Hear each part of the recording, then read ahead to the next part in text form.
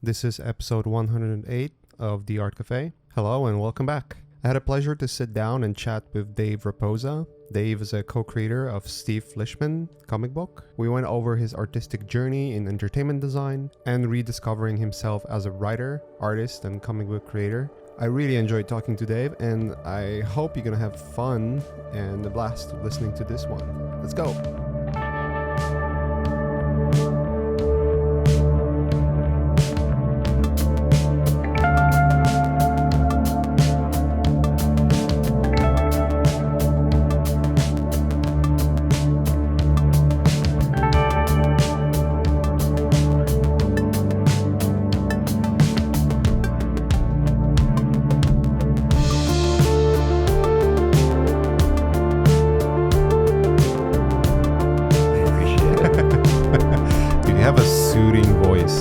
Very soothing voice.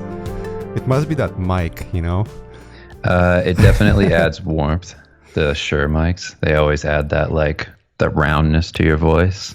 Yeah, they soft velvet. Make it feel very broadcasty, for sure. Yeah, I can get way warmer than that if you want me to. It's really up to you. I mean, the audience would probably like it, but I refuse. I refuse to get sexier. It's already too much. Yeah, there's just too much sexiness in this conversation already. And we just are starting, man. It's just going to get sexier, man. I try usually in conversations to tone it back, but inevitably it goes off the rails and it just gets hot. And I sweat. See how the audience takes it. Do you do a Joe Rogan style? One fist away? Yeah, like most things funny. I'm one fist away from, like hitting my wife. No, I'm just kidding. One fist away from everything. We were talking about not talking to each other for like years, right before this started. Yeah, it's kind of crazy, but there's a reason for it. And you obviously switched to work in comics. Yeah. That's like one of the major changes, and yeah, I'm curious how that happened. What drove you there? But maybe before we dive into that, I mean, pretty much 90% of the people who are listening to this will know who you are. They already know. Oh, Dave Rapoza. Let's listen to that stuff. Hey. But I'm pretty sure there's going to be a soul or two that's going to find this podcast. It's like, who is this guy? So maybe let's just talk about that. Who are you? Who the hell are you, man? Well, my name is Dave Rapoza. I'm from Carver, Massachusetts. I'm a freelance illustrator, comic artist. I kind of do everything. I've been freelancing for, I'd say, right around 13, 14 years or so. And in that time, I've kind of worked on everything. So I've worked for Marvel, I've worked on movies, I've worked for video games, I've done toy design, clothing stuff. I've kind of just done a little bit of everything, storyboards. I try to do as much variety as possible. I think it's because I have a little bit of OCD. I can't sit still. My wife always tells me this. It's like whenever I'm working on a project, that's when I come up with like 56 other project ideas. So that's usually how I kind of operate. So you might have seen my stuff in a variety of places. I mean, I even do Garfield hentai. I wasn't sure how I wanted to say that. I wanted to say manga. Hold on. Garfield hentai? What's going on there? You don't know about that? No. Sounds like you've been out of the loop for a minute. Oh. Google it. Google Dave Rapoza Garfield hentai, and you'll find it. It's like a parody on that stuff. I'm making fun of like manga stuff, and then obviously Garfield. And it's not like I'm drawing straight up porn or anything. It's just language, and it makes me laugh. And I do a bunch of like parodies of all my favorite anime. But that blew up online, and unfortunately. Unfortunately, it becomes like a taint on your name or something. Dude, I've been declined work from companies because of it. And like, it's so funny to me though, because when that happened, I was like, like, I hear what you're saying. And I'm like, but if I do the work for you guys, like, it's not going to match the viewership of the Garfield. It almost doesn't make sense. But Right. yeah, you might have seen that. You might have seen my Steve Lichman series that I write with my buddy Dan. You might have seen my Ninja Turtle portraits forever ago. I don't know. I do a bunch of stuff. You might see my Marvel covers. I don't know. I'm all over the place. It's kind of scattershot. Right. I think a lot of us are. I mean, unless you're in the entertainment industry, where I would say vast majority of artists are kind of sticking around that one spot and working either in films or video games. You know, you wouldn't have a giant variety of things you would be working on. Usually it just revolves around, oh, I did some video games, I did some films, maybe a commercial or two. Right. Occasionally some theme park work, but rarely ever it goes like a full circle, you know. I am kind of like yourself a little bit, you know. I wouldn't say I'm OCD, but I do, like, the moment I have the most amount of work to do, you know, if I get a couple of clients' projects and my own projects working on, there's always this notion. It's like, I should learn Houdini maybe. Yeah.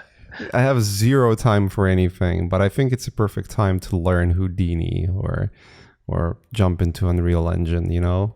Mm-hmm. It's like my mind wanders away from the task at hand, and I don't know if it's the reaction to just being overworked sometimes, or taking too much in yourself, or focusing on a singular thing for too long, you know? I think it's kind of the way I look back at it is like, whenever I feel that way, it takes me back to high school. Like, you remember sitting in a class and you're just zoning out, like math or something. Yeah. and you're like, when you're in those situations where you don't want to do the thing that, you know, you're whatever preoccupied by, it's like, then you suddenly, your mind wanders into all these creative places. I always used to think, like, I used to do that artificially.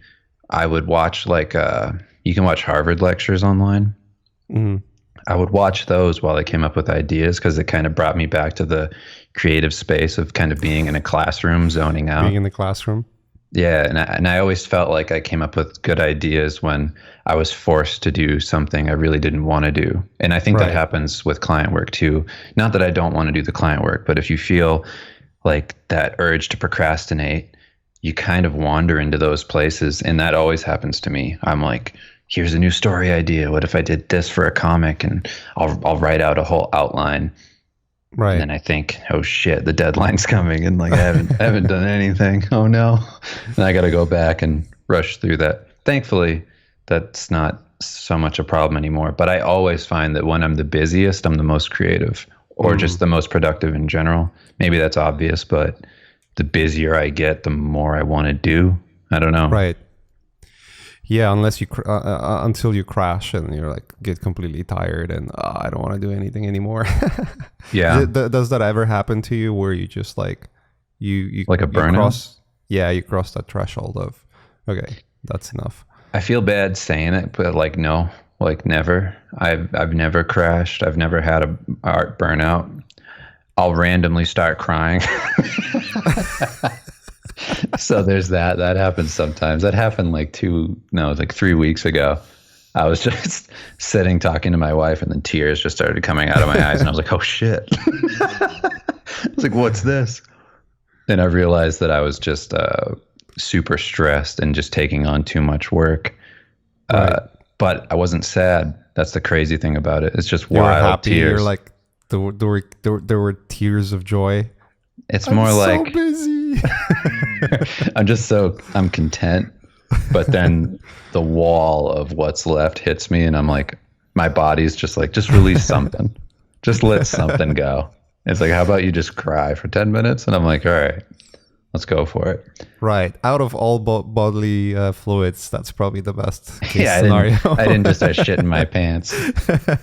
Just start pissing myself. What's happening? Imagine if I have a condition like that, where You're just gonna start shitting yourself when you're too busy. Well, that's the problem. I start shitting myself, and all these endorphins rush through my body, and then I'm back to square one. I'm like, whoa, good thing I let that all go. Yeah, yeah. I had a few moments like that where I was just like, oh, I don't want to do this anymore. You know, like literally hitting the wall. Yeah. And well, you know, everyone's different. Usually just taking a break, just even like for a day or half a day or whatever. Usually that helps. I usually go for a walk like once a day. Just with that's dogs, a good idea. You know? Like something like that, just to get sun and walk away from whatever I'm doing. And that's generally enough. Like I definitely am a workaholic. I know that. I do it like a ton of stuff all the time. So that can be a problem. I try to manage it the best I can, but isn't workaholism really? Like I was thinking about it recently where, you know, people ask always about the life and work balance. You know, hey, what's your what's your life work balance like? You know, are you working too much? Are you having time for family? Like all of those things. But then I always look at what I do, like look back at it and ask myself, what do I do in free time? And it's always work. Whether I'm not working for a client, I'm working for myself, you know? And, you know, what is your take on this? Because like I understand the notion of, okay, life work balance where you have family and you have obligations. You want to spend time with your loved ones, obviously. But everything else, I don't think anything else matters. It's just what you want to do with your life, obviously, right? Yeah, I think that, I don't know. It's just how you want to spend your time. Like I make time every day for my family. Like that's the most important thing. So as long as I'm doing that, I don't feel like I'm missing anything, I guess. I don't feel that I'm wasting time or putting too much time into work. I mean, I feel I work about as much as anybody with a full-time job. It's not like I'm working as much as a doctor, you know? Right. So I don't think it's that crazy.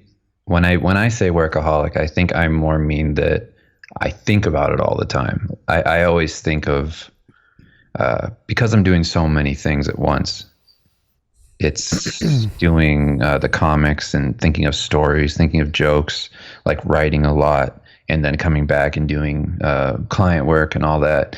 It's like juggling all these different things. So yeah, something's always happening. But at the same time, I don't think of any of that as work, because if I'm thinking of like writing, like I enjoy that. Like it makes me laugh. I walk around my house, like when I'm watching my kid, I'll be carrying him, and if I'm writing something for Steve Lichman, the comic, like I'll just do character voices and improvise lines like while I'm holding my kid, and he's like laughing because I'm doing the monster voices and all that, and I get really ridiculous and like animated, and he gets all excited, and I just use my phone to record myself talking, you know, because it does voice to text, and then I'll email myself scripts and ideas.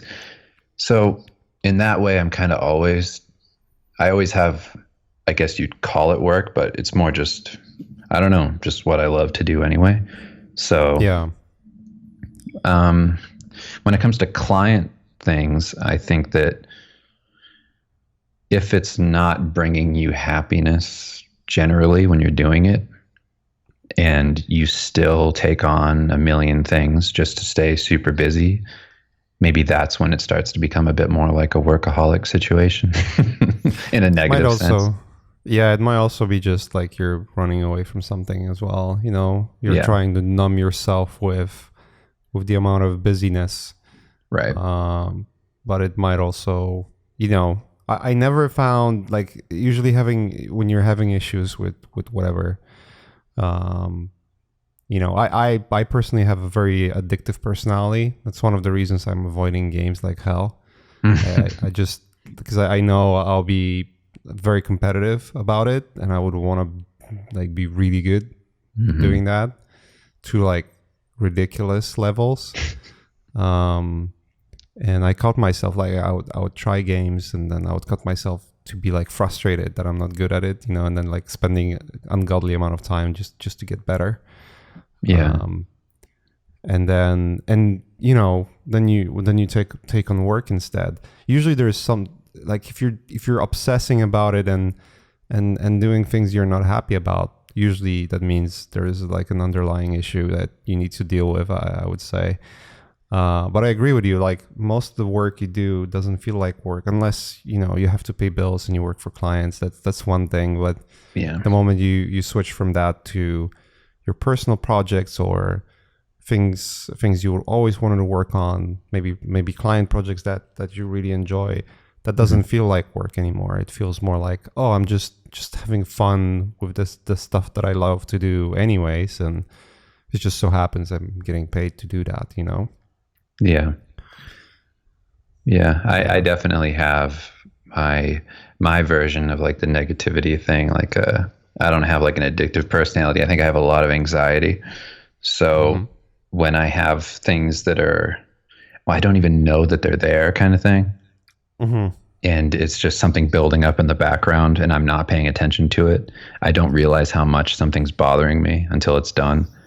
And but I know that I'm starting to feel like I'm in that anxious spiral when like everything sounds attractive to me, or if I feel like I want to eat a lot, if I feel like I want to watch porn, if I feel like I want to, write too many things, too many stories, anything else besides what I need to do, then I know I'm like starting to spiral into this like heavy anxiety. And generally in those moments, I have to sit down, write down everything that's left, and then kind of go through that. Kind of came out of that because of doing back-to-back Kickstarters, doing the Steve Lichman series. We did 2 books, both funded on Kickstarter, and just the sheer amount of work that comes from fulfilling that. Like, we had a really great turnout on the Kickstarters we raised. I think the first one raised, I don't know if it raised around 300,000 or close to that. The second one raised like 500,000 by the very end. That's great. Yeah, it was awesome. But what ended up happening was like the sheer amount of work that comes from that. Granted, like just on top of that, the books themselves are huge. 252 pages for the first book and 432 for the second one. So I did a 432 page comic book in less than 10 months, like drawing it, inking it, putting all the bubbles in, and then I hand it off to Dan and he would color it and then bring it back to me and then I would finalize it. And like we did that whole thing in under 10 months, which is insanity. 400 something. 32 pages. In 10 months. Yeah, and writing it too, because we had to write like what chapters were left. That's over a page a month. Over a page a month. That would be fun. That'd be incredible. Over a page a day. Dude, I might be getting that corona. It's fucking with my brain. I think you're thinking of dementia. Yeah. Over a page a day. That's crazy. Well, I was doing 3 pages a day. 3 pages a day. Yeah, because like you have to include writing and everything else. So that whole thing, because there was so much left over from it, and I felt like I was always playing catch up, like no matter what, because client things would come up. Like I did the movie poster for like Logan while doing like the comic, and like I did multiple jobs that were pretty crazy for me at the time, like with the comic going on, and I always had something looming. And my life was like that for, I would say, about 4 or 5 years. So I've been finally, like now, like literally now, in the past maybe 5 months or 6 months, have I started to kind of come out of that zone. Right. But yeah, I think I got a bit traumatized from doing all that work, that I was like, I'm glad that I found my limits and pushed past them. I think that that's really important, just to know what you're capable of. But at the same time, I don't think I would do it again. I don't think I would do something like that again. But yeah, I have a lot of anxiety still, like from that, like kind of coasting away from it. So I try to deal with that. Try not to give into too many vices, and try not to like do work in place of dealing with what I have to do. You know what I mean? Like like, yeah, it's what I love to do, but there are things that are making me feel this way that I should probably confront first. Yeah. There's definitely a rush that you get from when you're like overwhelmed with the amount of work you have, but then like when you hit that stride of completing tasks on time and, you know, sorting through them and sort of like getting back on track, you get that rush of like, hell yeah, it's working out, you know, I'm digging myself out from the grave, you know, kind of feel. But yeah, 5 years of crunching, that sounds horrible, man. That sounds really bad. Yeah, my wife hated it. She was just like, can you stop being so insane right now? Do you have like, this is do you awful. have withdrawals? Do you have like almost withdrawals from that? Meaning you know, you might have your regular day now where you're still doing the work, but you're almost like an addict missing that overwhelmedness. I don't. That was too much. I can work a lot. I do like the Marvel cover things I do now in like one day. Like my speed because of that has increased just a ridiculous amount for me personally. Like I'm sure there's people that are super fast, but like just by taking on that amount of work and making myself do it and find where I could get to, now when I do work, it's so quick that I don't know. Like I don't feel like I need to do more. Like I feel like I do so much right now that like I don't need to do more. I could do more, but then I just wouldn't see my family anymore, and that would never be worth anything. Like you couldn't give me a project worth that. I mean, it's kind of that's why I'm freelance. It's like I don't want to, you know, be in a place, have to go into a studio or, you know, a writer's room or whatever. I just don't care that much. I'd rather just do what I'm doing now and stay as busy as I am, because I love my life. Like I love everything I get to do. I love my day to day. I feel like I have a great balance now. So I don't miss the rush of that like at all. Let me ask you, how did you know, because you always, I mean, when you're working a lot, you're gonna find your limit. You're gonna find, okay, this is as far as my body or mind can go. Like anywhere past that is, I just cannot do it. But you know, there are some situations where you hit that wall, but you still got, you know, underlying deadlines, or you might be behind, and you have to do something to crack it. Like what was your mentality going into moments like that? Because you said you definitely found your limits and you found where you can crack them and go even further. But it does take extra strength and an approach that is normally not available to you. Like I feel, at least. Well, I personally just kind of shut down my like emotional side of it, and like the tiredness. It's like just shut all that off and just become a robot. Like I kind of always think of manga artists who put out 10 pages a day, and I just think, okay, granted they have assistants and all that, but it's possible. You know what I mean? Right. Yeah. And you can do it. I make the skateboarding analogy all the time, because I used to skateboard for years. And I always think of when like Tony Hawk did the 900 for the first time. And people, it's not that it was impossible. It's just that nobody had done it yet. And when he did it, it was the first time. But now, if you ever watch kids skateboard, like little kids are doing 900s. Does it mean that little kids now are getting like special milk that gives them incredible muscles? Like, no, it just means that somebody showed them what was possible. So I think that there's really nothing that's impossible, and that if you find yourself kind of faced against this uncomfortable place, it's really a matter of you finding the will to push past it or get better or grow or whatever. Whatever that uncomfortability is, I always think that that's kind of the breaking point. That's what's going to turn you into something new. That thing that you have to get past is the real growth point. So there's something there, like a lack of knowledge, like maybe you're not thinking clearly about like how to get through this in the most efficient, effective way.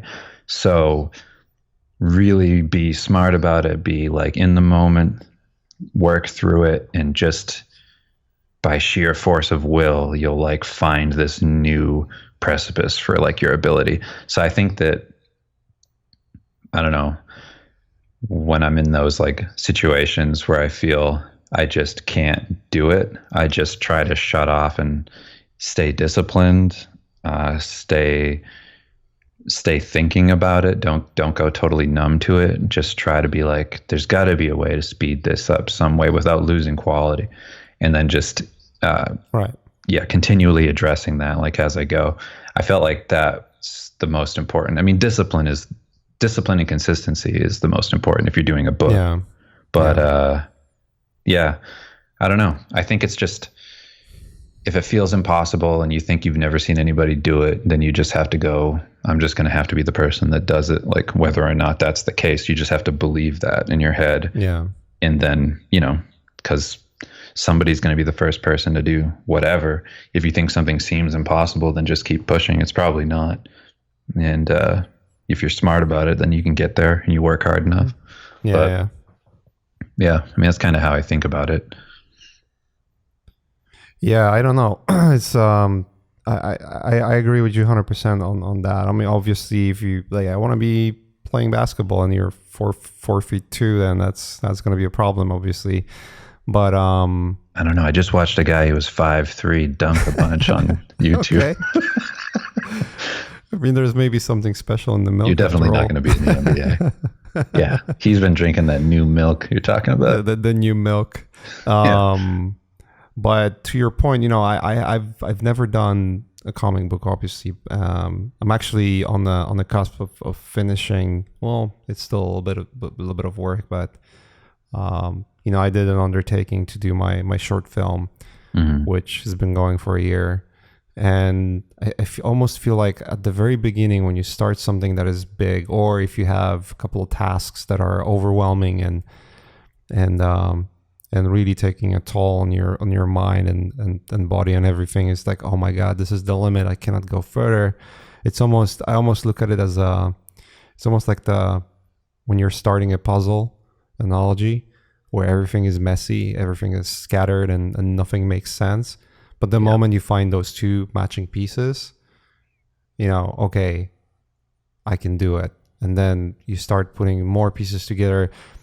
In the beginning, it's slow because it's very difficult to match them and find the matching pieces. But as the further you go, the more pieces are matched. It's becoming much, much easier to find the missing piece and get things completed. I almost feel like a lot of times it is that way. And obviously it's almost like comparing it to the size of a puzzle. Like that's the complexity of the project you're in, or the amount of work you have to go through. Yeah, sometimes it might be just like, I don't know what to do with this task. It might be just like, I just need to learn this new thing real quick, and that might be the solution. Yeah, it might just be a gap in your knowledge. Yeah, because I think like if you told me, go become a brain surgeon without going to school, I don't know what the fuck I would do. Like there's no, you know what I mean? Like I think a lot of times it's just that there's a roadmap. There's something to follow. There's steps. As long as there's steps and you find a process, then something becomes more manageable. I think in art in general, I mean, especially for like beginner artists, there's this whole thing of it's so daunting to do it because there really isn't a clear path. It's so ambiguous. Like the idea of what you're going to end up doing, like you can go to med school and then come out on the other side of that a doctor and get a job. You can't do that with art right now. I mean, maybe in some fields you can, but like I don't generally think you speaking. can. I mean, Yeah. you can to a certain degree, I guess. You can go to art center, get your degree, Yeah. but that doesn't give you anything. That's just like, oh, you got a degree and then you finished arguably one of the harder traditional art schools, but that's about it. You know, no one's gonna hire you based on that anymore. Yeah. I think with any task that seems like Yeah. hard like that, like making a movie, making a comic, writing a book, doing whatever you're doing in art, I think it's just because the steps aren't clarified. If you make a process for yourself, things become a lot easier. I find that writing a book, just having like writing a book that's huge, when you take it and you break it down into sections and then you put like all of that into like a Google Sheets thing, or like, you know what I mean? You make a spreadsheet of it and you break down like exactly what is this? What is the work involved? Like I need to be able to like do math on it and then put that math into a timeline and figure out how many months it's going to take. When you put all that stuff together realistically, it starts to become a thing of like, okay, I know exactly how many hours per day this will take to get it done by this day. And then you add in Murphy's Law, and then you blow your head off. That's just what happens. And then you ask friends for help, and hey, can you give me feedback? And they throw a wrench into a whole thing. I was like, fuck, that story sucks indeed.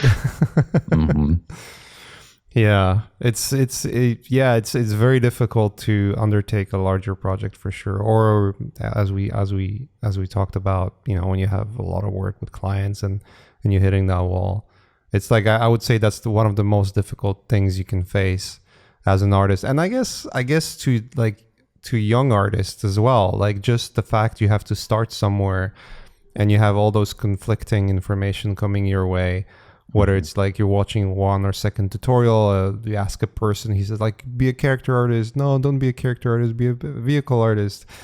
No, you should work in studio. No, don't work in studio. Be a freelancer. It's like, well, what the hell? What am I supposed to do? It just becomes, and now, especially now, I mean, you started, I guess, like what, 15 years ago, more or less, right? I was 19. I'm gonna be 33 next week. And however much time that is, for 14 years. Yeah, you started working in the industry pretty much around the same time I did. I mean, I might have started a little earlier than that. For me, it was 2004, where it officially became professional, where I started making money doing that. Yeah. Back then, it was just way more simple than now, like because you wouldn't have resources to learn from, so everything was kind of going slower. I mean, unless you were art center, alumni, that was like a very clear path for learning. Otherwise, if you were anywhere else in Europe, China, or Asia in general, or Australia, anywhere else than United States, anywhere else than Los Angeles, actually. And maybe some other remote places where there's like a ring. You should have seen the art community booming in my small town of Carver. We had cranberry bogs and then a whole art community filled with rednecks. Yeah, there was no information about what to do. There was no YouTube back then. You would only go on forums and read, actually, that's a job. Like you can make money doing that. And then the best you could get was Gnome DVDs, just to get like very short tutorials, and otherwise it would be just like I'm kind of have to self-teach, self-learn, and it was very difficult to come by any information, but it also mean there was no competition almost. Like there was far less. Yeah, far less artists. Plus, you weren't really competing with like other countries in the sense of not other countries, but I would say more specifically like the universe of Asia. Like for some reason, when I was on like conceptart.org, there weren't a ton of Korean, Japanese, Chinese like artists in the scene. I don't know why, but I have no idea. I mean, it must have to do with connectivity. I'm pretty sure social media and YouTube and all of those avenues opened up like the amount of information that started flowing through, and people start to realize, okay, that's actually a career path. Like I can take this, learn, and there's a possibility that whatever I'm doing now could be something I'm getting paid for. And I when you and me started, no one knew.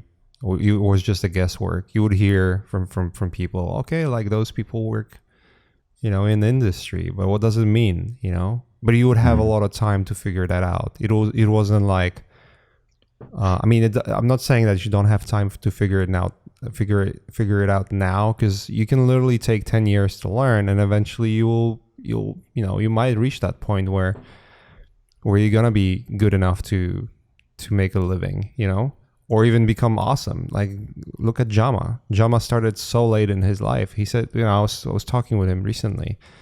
He said he was like 26 or 27 when he started drawing for the first time, like taking it seriously to learn. And then 30, 31 when he like really took it seriously and actually started working in the industry. I mean, you ask kids now, and like 18-year-old kids, like, am I too old for this? It's like, what the hell are you talking about? Well, I kind of feel bad for kids now, because the whole deal with having the internet for this community be so small back then, like what was so great about that was there weren't a ton of ways in. It just felt, I came up on conceptart.org. So right. on that site, it was very clear. You sit down, you do fundamentals every day. You'll improve your skill to the point where hopefully eventually you'll be able to take on work and execute, well-made images. Yeah. And like that. That was the whole thing, was just work on your fundamentals. And there was a real emphasis on failure, which I liked. Always show your failures, show all your progress, show bad work, show good work. And much better sense of community as well. Because like, as you said, when you would post your work, and just to clarify, conceptart.org was a forums. I think it still is, but I don't think anyone is using it anymore. Yeah, you can go look at my thread if you want. Right. I don't think there's anyone who's still using forums at that time anymore.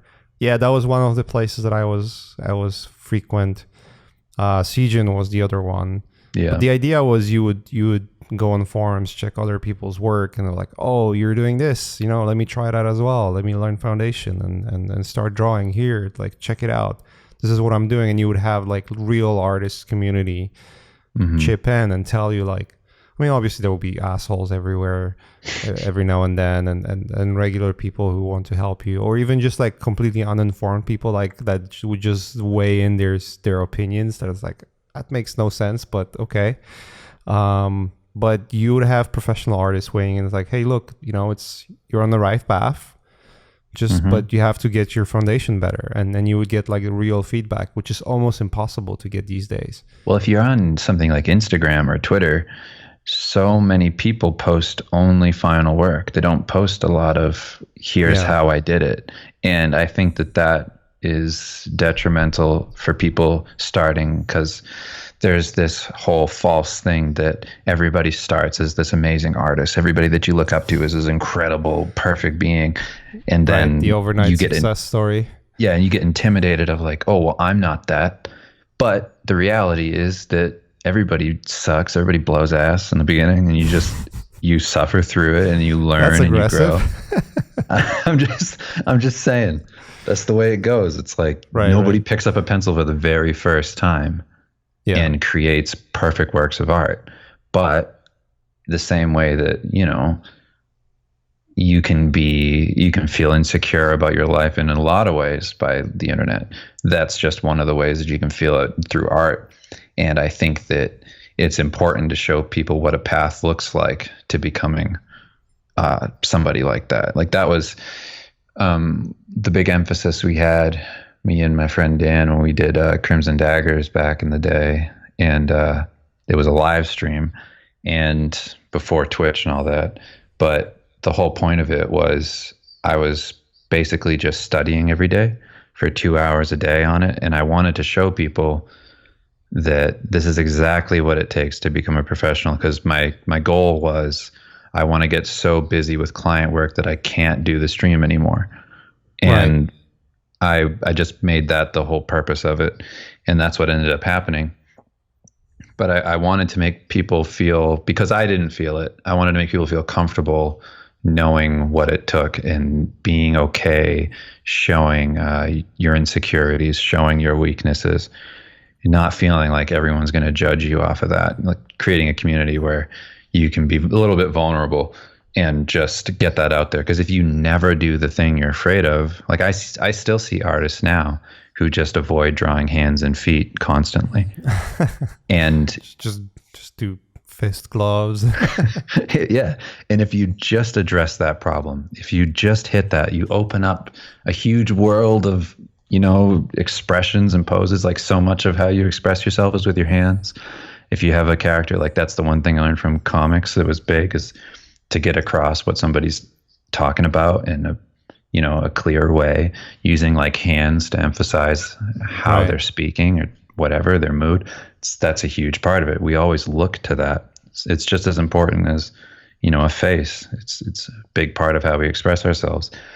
And I think that if you avoid all the things that you feel you're bad at, then you're going to close so many doors for potential possibilities with your illustrations or your characters, and just the success that you can have and enjoy what you do and feel more like fluid when you're doing it, not feel like you're hitting walls all the time. And I just think that it's a bummer to see that with younger people starting, that like once they get a lot of eyes on them, it's almost like I got to keep them on me. And if I do the things that I suck at, which would help them in the long run, but in the short term, people would be like, "Oh, that's bad." Because that's what happened to me. I stopped doing my paintings, and then I started showing things that weren't my strong suits because I just wanted to become a better artist. And people were like, "Stop doing that." But you just have to ignore them and be like, "Well, I'm going to lose a bunch of people."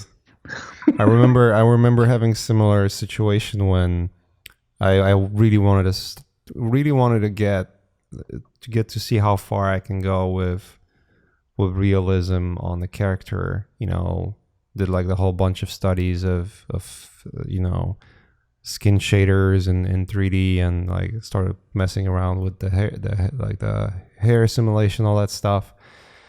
And I would get those comments like, "Why are you doing this? Like, it's such a rabbit hole. Like, you're gonna waste your time." It's like, why are you asking this question in the first place? It's like, yeah.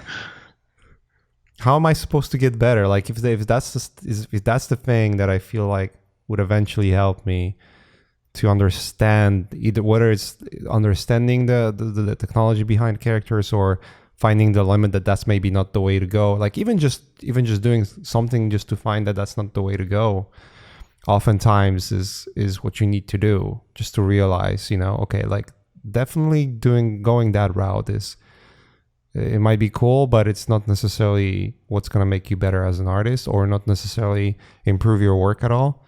But you're not find out unless you try, because art is so individual. Every single one of us have slightly different approach. Whether, like, even if we're using the same tools, we're approaching things in a completely different way. Whether we're thinking about what we do in a different way, or placing our brush strokes, the way we go about painting, whether we start from detail or whether we start from like the whole painting, the whole like broad stroke idea, starting from color or starting from black and white, line art versus sketching, photo bashing, 3D. There's just so many different approaches that we find that fit us. But I mean, it will be like if let's say, if scientifically one of the approaches was better, meaning like it's the fastest way to do it, right? I don't think everyone would go that way anyways. Like even if they knew that, let's say, using sketching from line art is just throwing it out there. Like let's say sketching from line art in this imaginary world, sketching from line art is the fastest, by far easiest way to get to the final painting, right? And it's going to cut your time twice. Like you're not going to spend so much time on creating the final painting. You can get to the same result from different start points, like from sketching or from 3D or whatever, but it's going to take you longer. How many people you think you would accept that and go with it? I'm pretty sure like a majority, but you would still have a subset of people that's just, I fucking hate line art, you know? So am I supposed to hate my life or hate the whole process just because it's faster, you know? Yeah. Yeah. It's a fascinating topic for sure. Like, I don't know. I feel like every one of us is just so different when the way we approach things. And, but yeah, I feel you. Dude, for me, if I was to start today as an artist, I would be just lost, like completely lost. There's just so much shit out there. Granted, like you can almost learn everything for free these days. I mean, there's no reason to go to a college. I would argue there's not even a reason. If you're smart enough and if you know how to find your way around, you don't need to buy tutorials from anyone. You can find materials and learn how to do stuff, almost everything for free. But I just downloaded PDFs. Right? Yeah, back then when you couldn't find if a tool was not working, and it was like, how the hell I make it work, or how the hell I make this, and there was no video tutorial. It was a PDF about something. Dude, I didn't even know. I think like 4 years into working professionally, I figured out what people were talking about when they said values. I had no idea. It was just, I don't know, self-taught. Who cares? What's the values? Is it a monetary thing? I think they're just talking about being a good person while you work. Yeah, just having a right mindset. Yeah. All right, I'll be positive painting this time. Is that the values you guys are talking about? Yeah. Well, I don't think you need any school. Like, it's so easy to get all the resources, but it's also the thing of too many options. If there's too much indecision, then you don't make a decision. So yeah, that's the same thing in business. You know, you can have any color as long as it's black. Like you get rid of all of the options. I think that's a quote from like the car industry. Yeah, it's Ford. Yeah. So, yeah, like I think that's a problem where there's too much indecision. But that's what I was saying about concept art, because I was like, oh, one way. This is the way to do it. I just decided. But really what's true for that is that if you just tell yourself, well, as long as the person, I guess, that you're learning from has the right intention in terms of like growth, because some people teach from their own insecurity, and that can sometimes be a negative influence. But I would say as long as you're doing something that's moving you closer to what you want to do, then you're on the right path, because eventually you'll seek out better information as you learn. Because naturally, I think if you're self-motivated enough to go and do that on your own anyway, then you're going to go and find better and better resources, like over and over and over. And it's just going to be a continual thing. And the same thing as making a book that I said before, it's just discipline. If you are disciplined enough to make a schedule for yourself or whatever you need to do to get into a good habit of working and trying to better your life, the same way that you would go to school. I always think of people going to, like, you'll go to a job you hate every day of your life, and you'll just, whatever, you'll hate it, but like you'll go. If you just applied that same mentality to the thing that you love, then you'd be amazing. You know, like a 50-year career doing a job that you hate. If you spent even like a fraction of that time working on the thing that you love with the same dedication, then you would get somewhere. I promise you, you'd get somewhere. Yeah. You know? Yeah. Going to work. That's one of the things you have to do, you know, like, hey, I need to pay my bills, and whether I like it or not, I have to go and you know, clock in my hours. Like that's the least you can do for yourself. Like, hey, because there's always that excuse, like, I work full time. I don't have time for this. And then you go back home and watch TV, you know?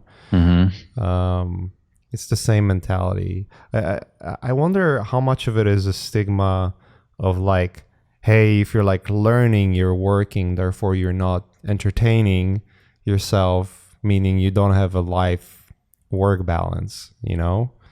There might be something to go with that, because like a vast majority of the society, I would say, they look at the fact that you might be working late hours as an unhealthy thing. Like, why would you do that? Because I love it. Like, you know, what else am I supposed to say? Hey, why you're not going with us to the bar, or like, let's go see a game, you know, together. It's like, I don't have time for this. Do you get that at all? I mean, did you get that of people being like, what's wrong with you? I don't know. I think I surrounded myself with people that from the get-go knew what kind of personality I have, and you know that's just not exciting to me. I'm just not excited about going somewhere just to be there, you know, drinking, unless it's partying. Something. Yeah. I just don't like that. I literally don't drink almost at all. Like I think last drink I had was I was in a concert recently, which I'm looking back at it with the whole coronavirus explosion. It's like, oh, that might have not been a good idea, but so far so good. But that was like the last time that was the first time in years that I had a drink, like a social drink, you know? I just don't do that. Like, it's just not my thing. Same was like, hey, like, let's go for a hike. Like, I don't want to go for a fucking hike, you know? Like, if I want to go for a hike, I'll go for a hike. Meaning like that I need to like, that's the thing.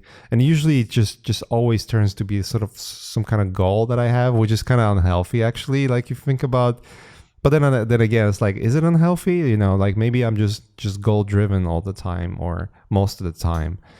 You know what I mean? It's like I go for a hike, but I'll take my camera, you know, that kind of deal. I think it just depends who you are. I don't do if I leave, I never do anything with art. I'm so baffled by people who can bring a sketchbook to a bar or wherever they go. It doesn't make any sense. I wouldn't do that either. Like that to me makes no sense. But like, I find myself whenever I travel somewhere, I'm so glued to the camera because I almost always find that wherever I go as an opportunity to capture something, you know. I wouldn't sit down because that's just not my thing. I wouldn't sit down and draw. But if that's the thing you like, that's the thing you like, obviously. I guess like if you're going to a bar, but I don't go to the bar, so I'll be just like guessing. Yeah, I feel like if I'm at a bar with people, I'm just like joking around and stuff. I'm a social person, but I don't know.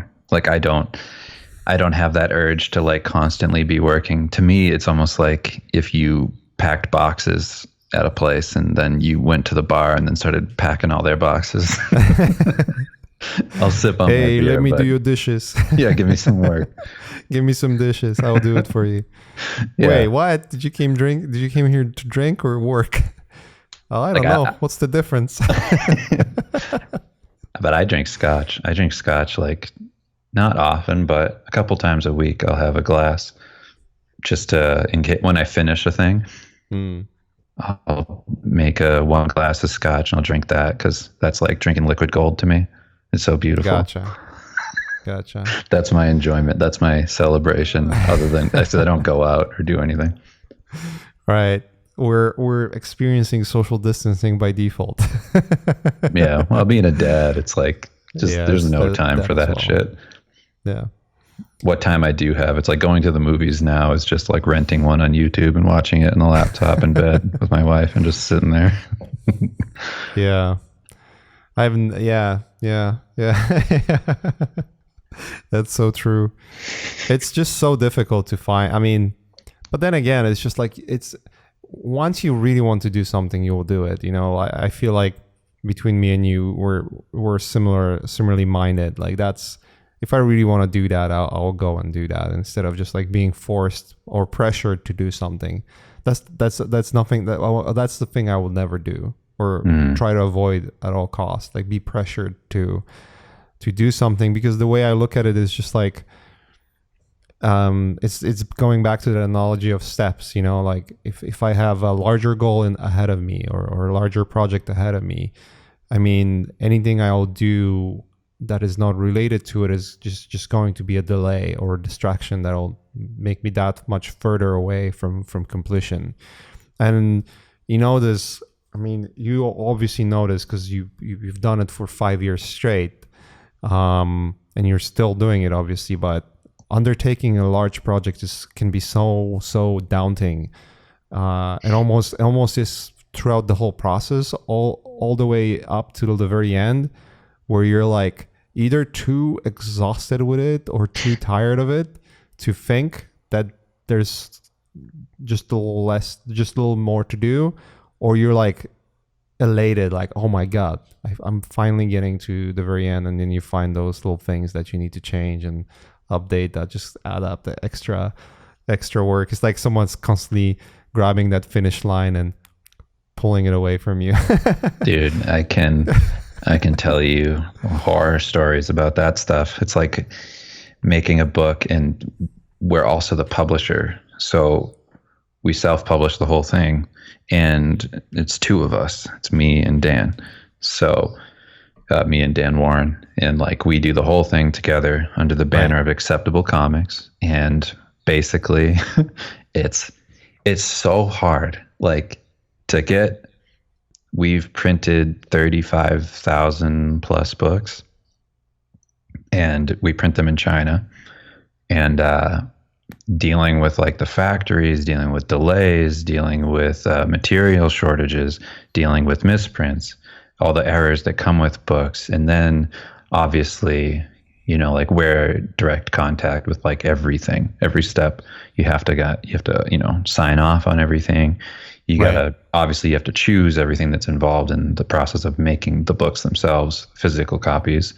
And then you have to deal with all the distribution, the, you know, shipping containers that go overseas, and then all the things that can go wrong with stuff getting stuck at docks, or, you know, we'll have things where like it'll get to a distribution center, and then like the first time we did one, they just took apart every single custom box we had made for our books that were custom to prevent the corners from being dinged, because they're hardcover books. Why would they do that? I don't know.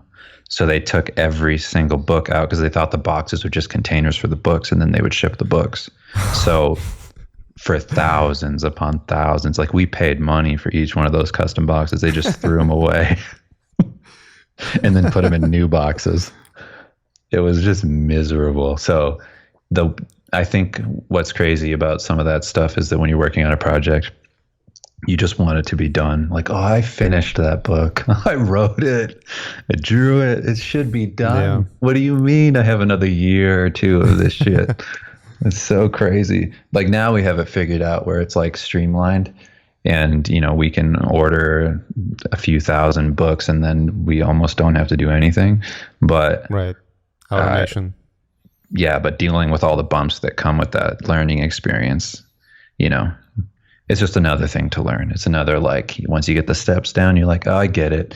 Once you know that Chinese New Year is 7 years long and the factory is going to shut down, and you got to go, okay, just make believe this month doesn't exist.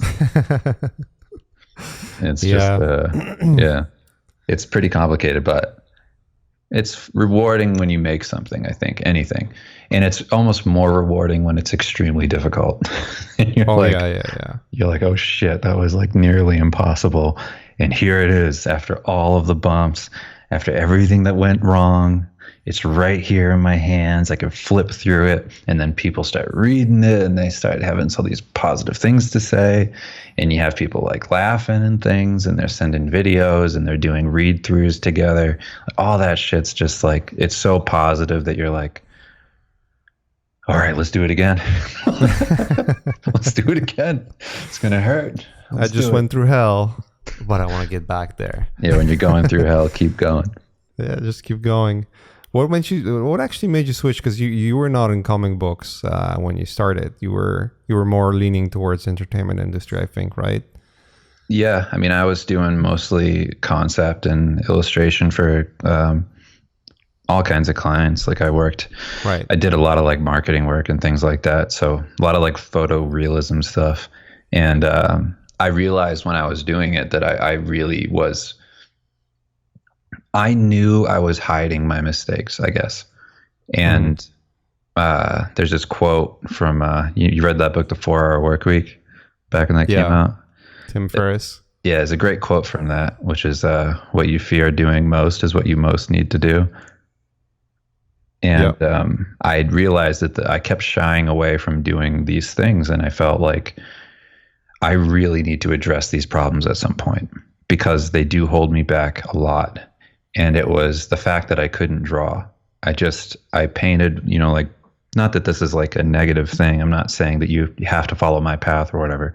But for me personally, the way that I was painting was I was painting like blocks of characters, and then I would refine, and then I would go in and sharpen things and get more detailed, just like as I refined and refined and refined. Yeah. The anatomy was never great. The poses were limited to like what I got out of those blocks. I didn't feel like I was getting dynamic with my images. I couldn't do like cool angles and like just the things that I loved about other artists, I wasn't able to capture. And I knew it was because I lacked fundamental ability. The problem with me, though, is that I can't just sit down and do studies. I have such a problem with that. I can't just do anatomy from a book. It is so unexciting to me. I won't do it. I'll do it for 2 weeks and I'll stop. I know myself. So I need to make my career drawing. That's my mindset going into it. Mm-hmm. It's like if my career is drawing, then I'll just get paid to learn. So I just started doing that all the time. Like I just started drawing and drawing and drawing and coming up with different projects and things. And I would draw like the X-Men in a line art style and then just put it out there to hopefully, as like bait to get work doing that kind of thing. So I started getting like covers from Marvel. I worked on a lot of marketing material I did like X-Men Days of Future Past. And then I did a bunch of, I would do like compositional drawings for movie posters. Mm-hmm. So I did that for a long time. I just did almost like comic book posters. They're basically completed posters, but then they would go and use photography to kind of fill in what I had done in the composition. Right. And so I did that a lot. And then, which is baffling to me because why not using the art? It wasn't good. They shouldn't have used it.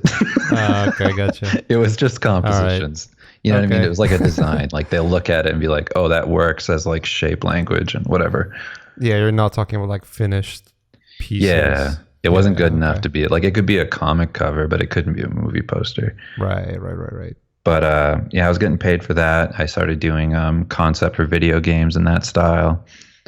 And then it led to, that style in general, because it's just line art and simple colors, it kind of lends itself to doing comics. And I'd always wanted to do comics since I was a kid. When I was really little, I would do my own comics constantly. I would fill up giant notebooks, like 300-page notebooks every summer with comics that I wrote and drew when I was like, in elementary school, like 10 and younger. And I did like Garfield. I used to do my own Garfield anthologies, and I would write my own Garfield stories and things and staple them and laminate them.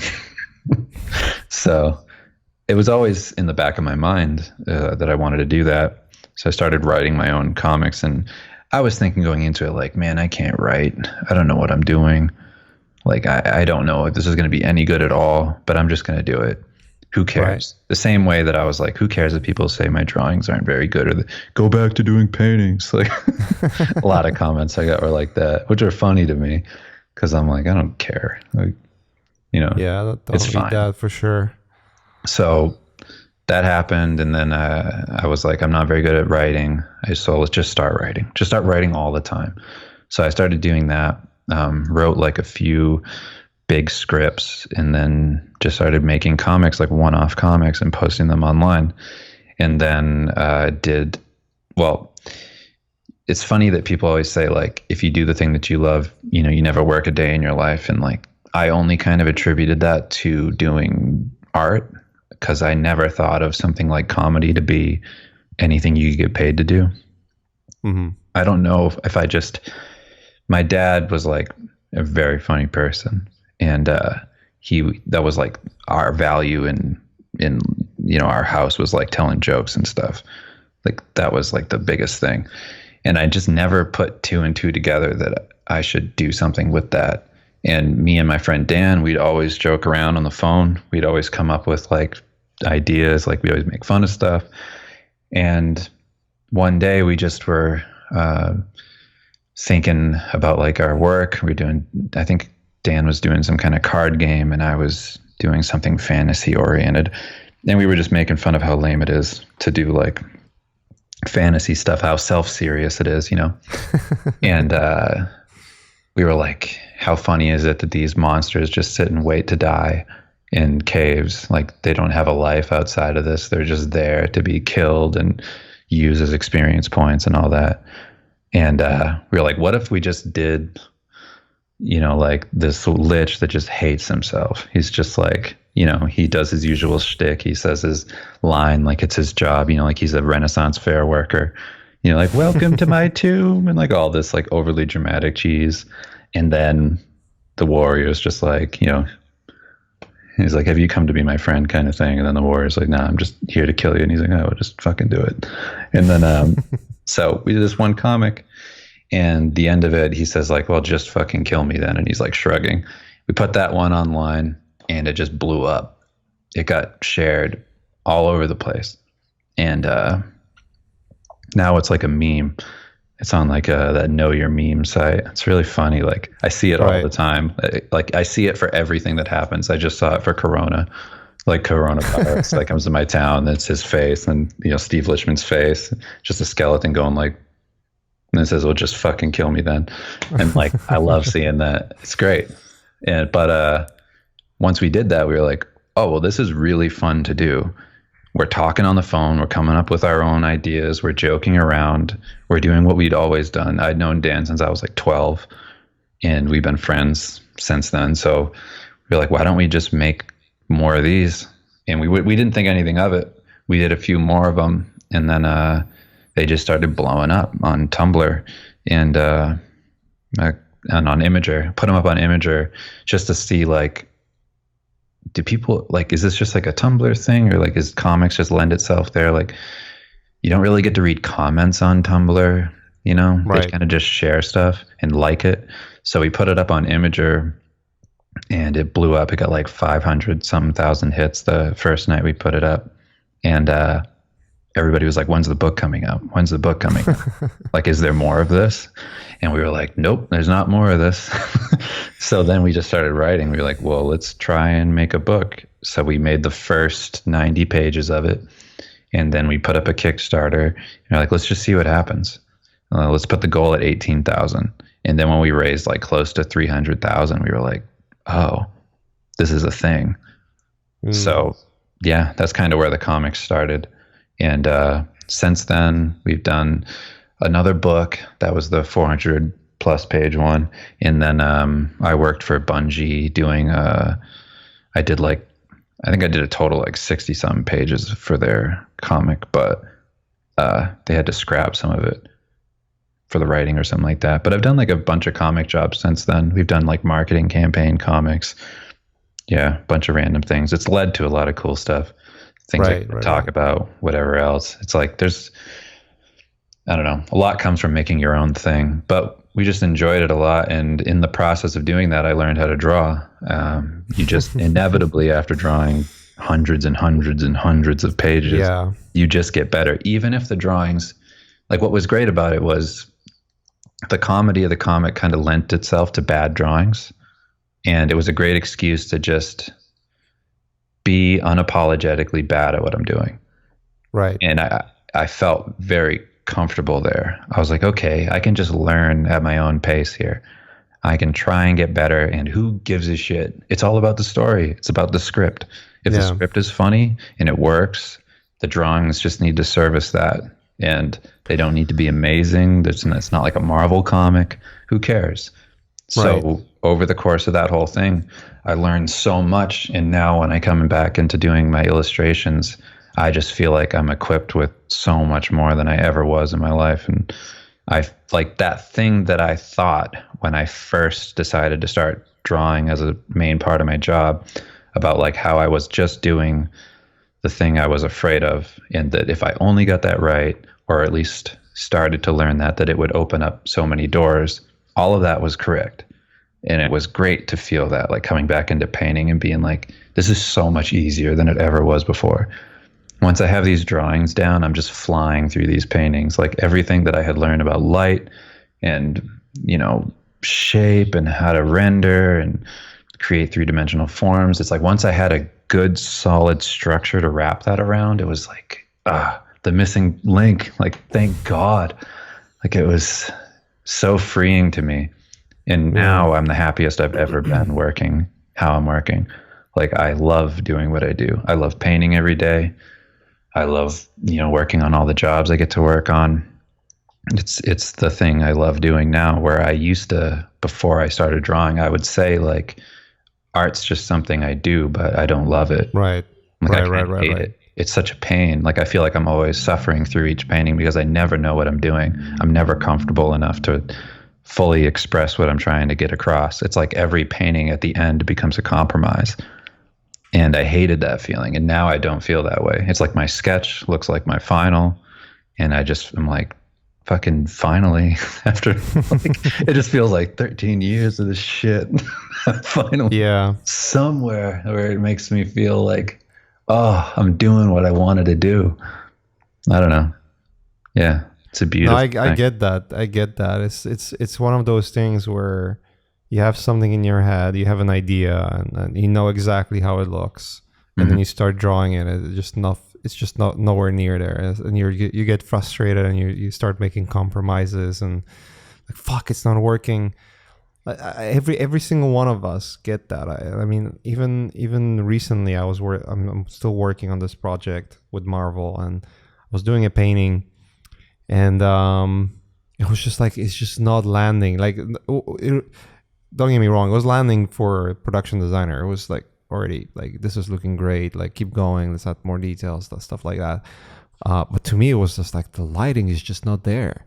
Like, I don't know, it's just like, there's something about composition that's not right, something about the lighting that's not fitting, and I would just like bang my head against the wall trying to get that, because I see it in my head, like, this is what's supposed to be, and then I get to drawing, it's just not working. It's just not working.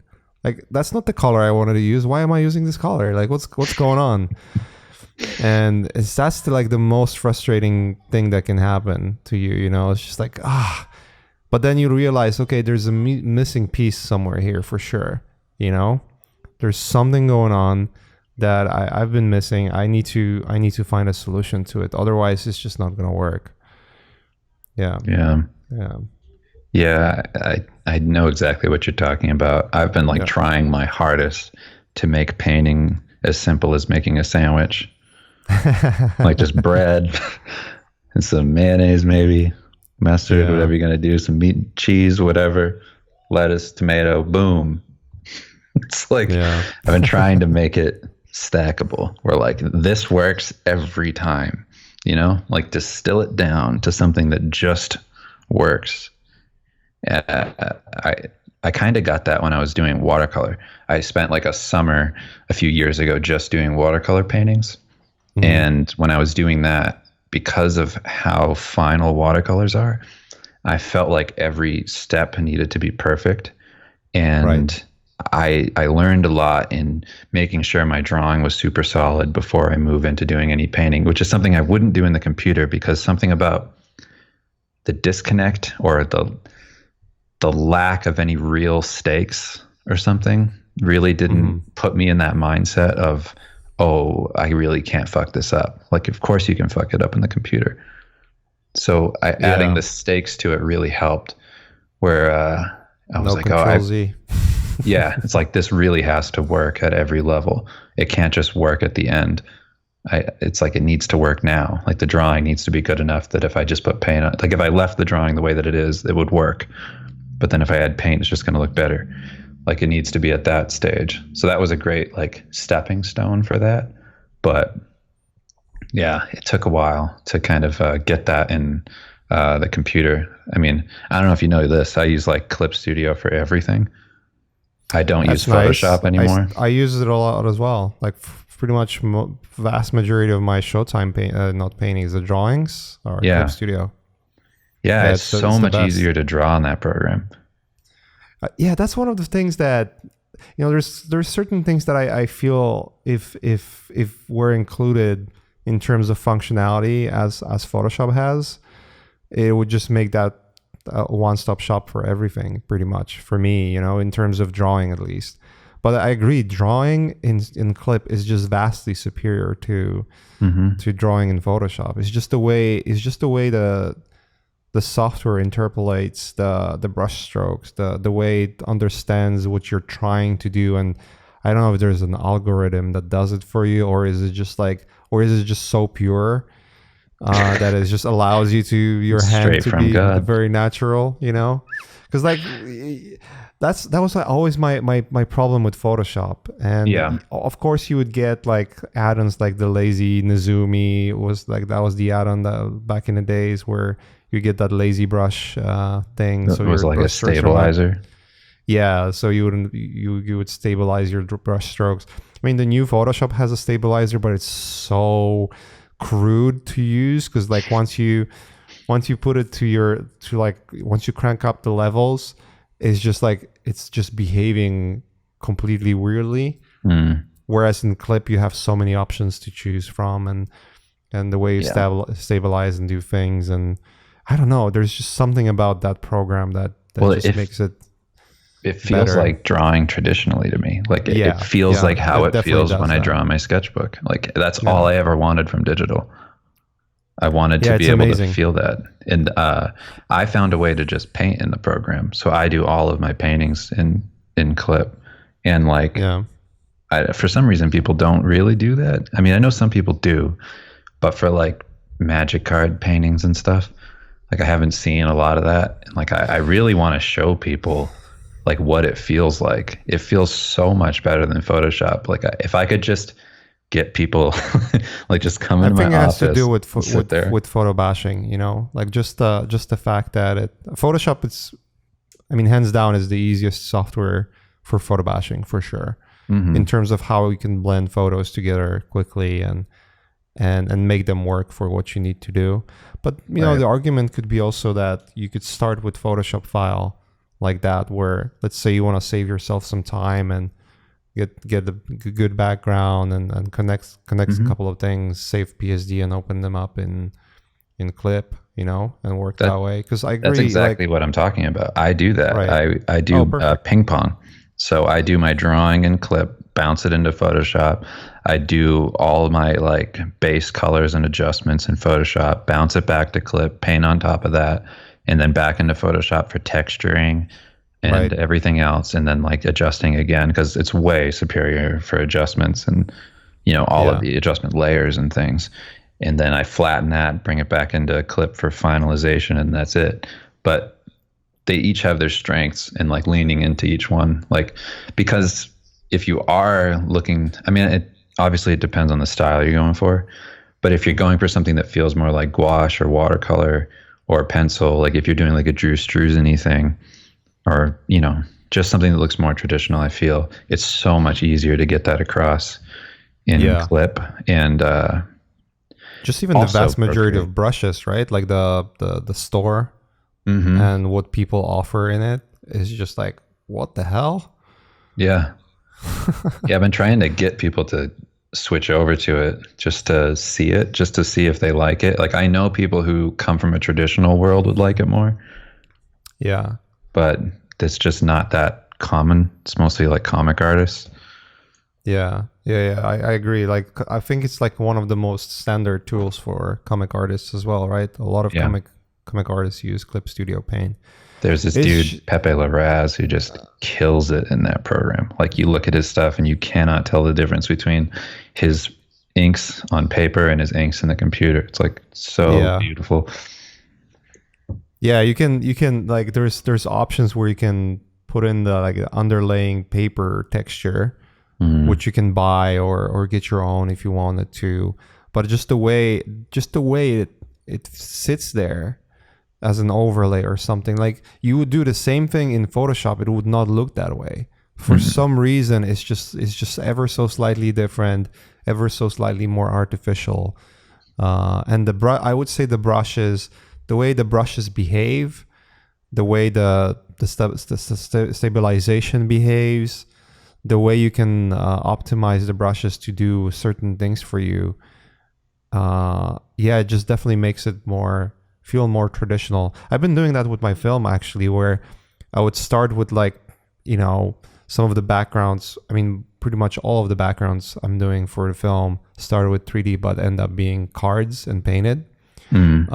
Just very much like traditional, like the end result, very much like traditional anime from like the 90s, basically, Cool. And it's a hell lot of work, but even like, I use Mixer Brush in Photoshop, but it's just nowhere near to what you can get out of Clip Studio. And I've been doing that, going back and forth with Photoshop and Clip, because there's certain details that you want to kill that 3D CG look in your backgrounds. And as you do it in Photoshop, it's very difficult to do unless you have a lot of patience and plugins you use, and then some dirty dark magic. I know. I feel like I'm trying to trick it into doing something. Where I just want to sit there and just do it. What are you doing? Whereas when I grab it and put it inside Clip Studio and use one of those custom brushes, whether it's like oil paint or gouache or markers, is just okay. Like the way it just blends in between the pixels is just like, okay, yeah, that's my jam right here. Yeah, for sure. I mean, I feel like we're sponsored by Clip right now. They're having a 50% off sale. Yeah. Just want to lean more into it. I should reach out to them like, hey, do you guys want to sponsor my show? I should, man. This is a long plug for them. Yeah, they've been on sale recently. I don't know by the time this comes out, it's going to be like still on 77 cents for the program. Like it's so cheap. It's so cheap and so much better. I'm wearing my Clip Studio t-shirt right now. It's been on sale. It's been on sale for 20. So I'm waiting for the new iPad Pro to come out, because I know it's supposed to have like the new A chip, which is significantly faster than the old one, and it's just like I'm looking at the performance I'm getting from iPad and even just the current iPhone. I've seen some benchmarks where they would compare it to regular PCs and like, oh, it's holding up. Like, what the hell's going on?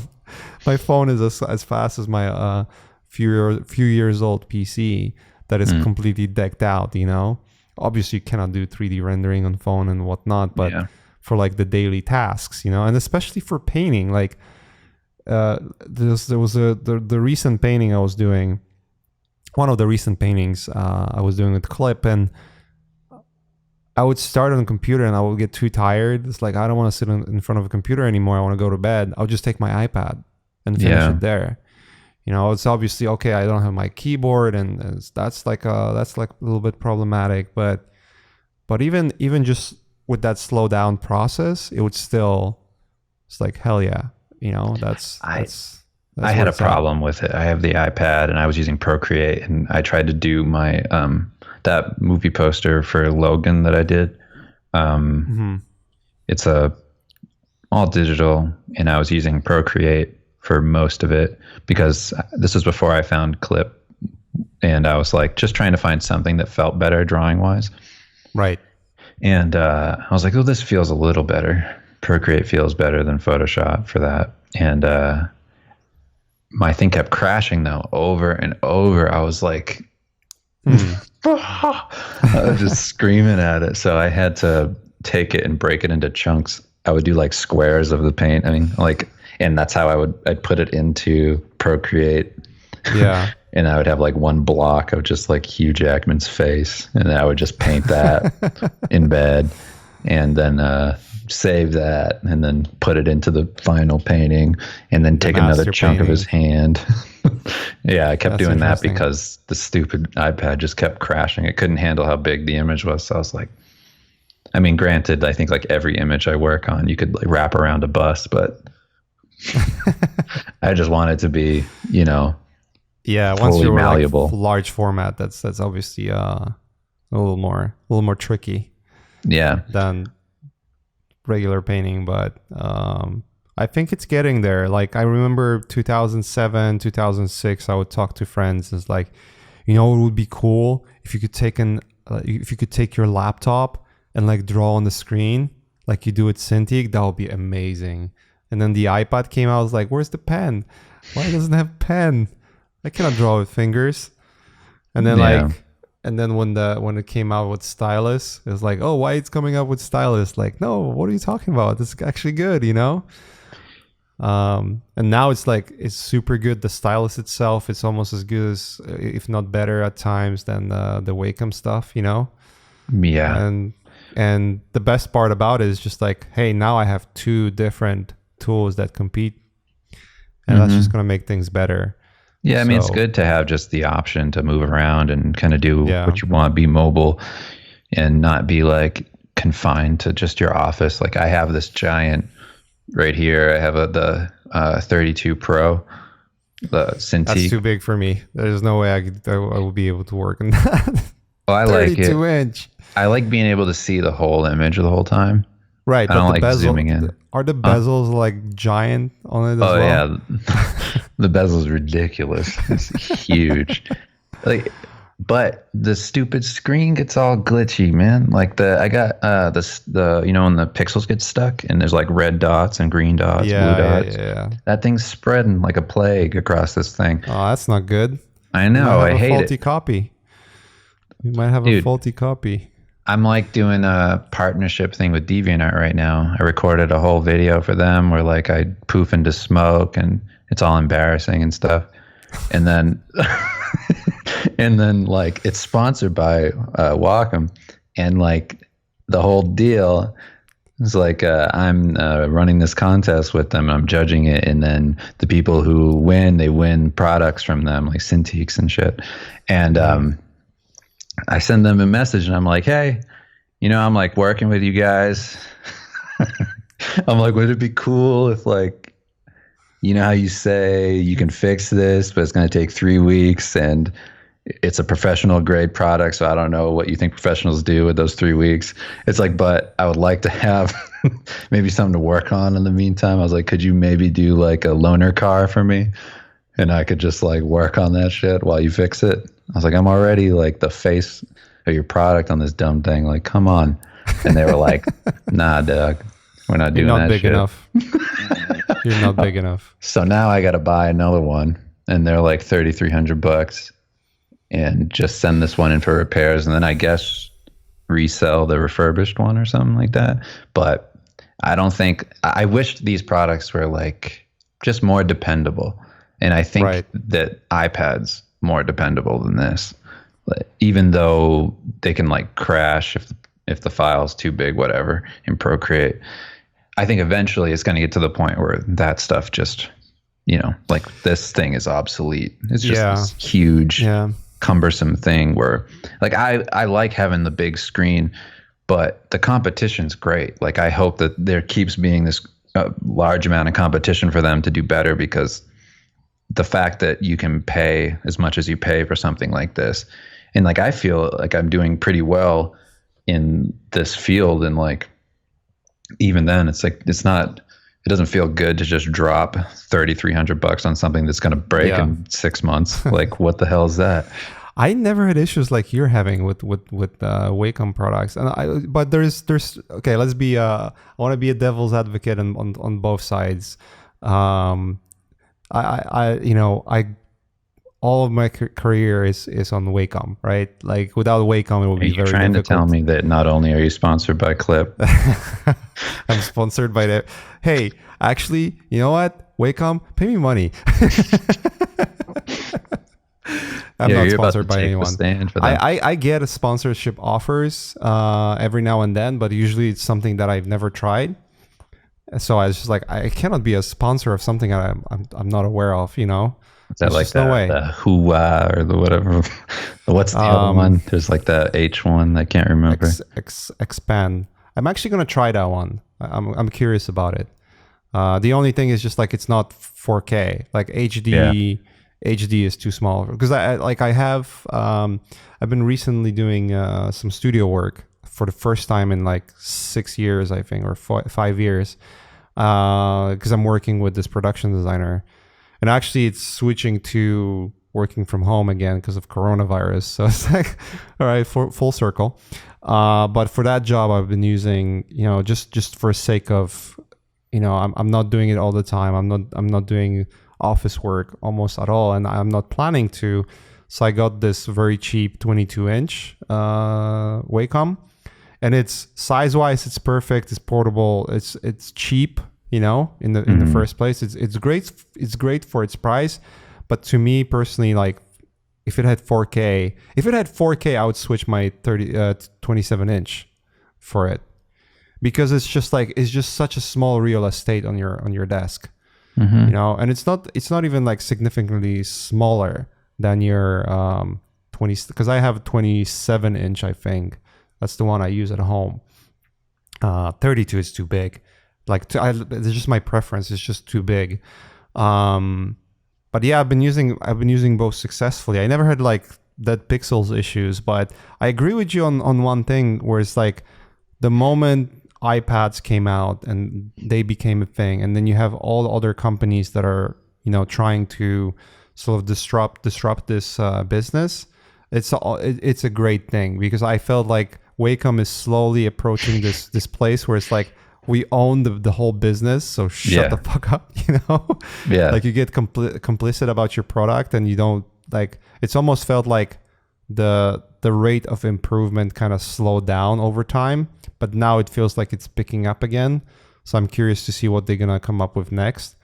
Don't get me started on reliability though, because there's just certain software and products that I use like pulling my hair out. This is like, why you're adding those 20 new features that no one gives a fuck about? Just make this thing work. I haven't updated anything. Yeah, exactly. I haven't updated anything in like 100 years. Like I think I'm still using like the first like Photoshop CS, whatever it is. Like, right.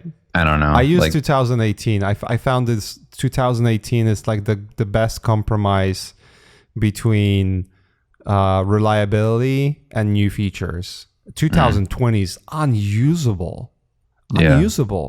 And you know what's, because before we started the conversation, you were talking about being on Mac and switching to Mac completely.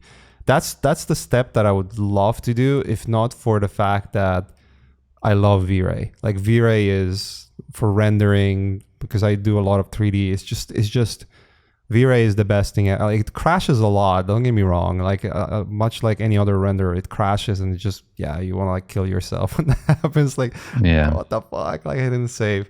But it is to me one of the best rendering softwares, and it's not available on Mac. Like, I mean, you could do the boot camp thing, but that just defeats the purpose of using Mac in the first place. It does not. I mean, you could use it with, I guess, Cinema 4D and other software, and use the CPU rendering. But then why would I have 4 GTX, Dude, or the RTX cards? The only reason I even use a Mac is so that I don't ever see the blue screen anymore. I got so tired of seeing that. I had so many like custom computers, and I was like, I'm done. I don't want to see it anymore. I just want something that works. Just like, leave me alone. I'm so tired of this. Like, I don't know. And I don't have problems with the Mac, so it's like, I was switching back and forth in like past couple of years, or like past 10 years. I've been on Mac and PC. I've been on both. The moment I switched to be more into like 3D space, then going PC was an obvious choice. especially the fact that I'm using 3ds Max as my primary software. It's been great so far, and I don't see a reason to switch from it. Then it's very difficult to make a choice of like, let's abandon PC completely, because there's just so much that I use on PC. But it's almost like, oh, there's this hot girlfriend on the side, this hot side piece that I could get just to reach of, just within the reach, but I cannot get it. I'm stuck here. It's the same. Like, I love Mac OS. It's the best. It's just the best. It's just very reliable. You don't get as many crashes. You still get crashes. Like, it's not the most reliable thing ever. Like, don't get me wrong. You still get crashes. There's still some things that go wrong, but not as many times. You don't get those things where it forces you to update something without your knowledge, and then you wake up and you have what updated, like, why everything is not working anymore. Dude, I shut off everything on my Mac. I'm like, you're not changing, you're not updating. And like, I wanted to get one of those art programs. I forget which one it was. It's one of the ones that a lot of people are talking about. Whatever. And I tried to update it, and it was like, well, I tried to download it, and they were like, you have the wrong operating system. And I was like, well, I guess I don't have the right program. So I just didn't download it. I was like, because I'm not updating. Right. I won't. Yeah. It works right now. And I've heard so many horror stories of like driver issues and all this stuff. I'm like, nope.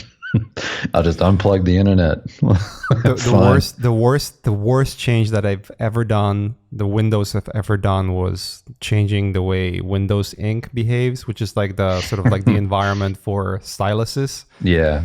They basically overnight made all of the Wacom and other products just not work. Like, cool. They just wouldn't work the way they are supposed to. They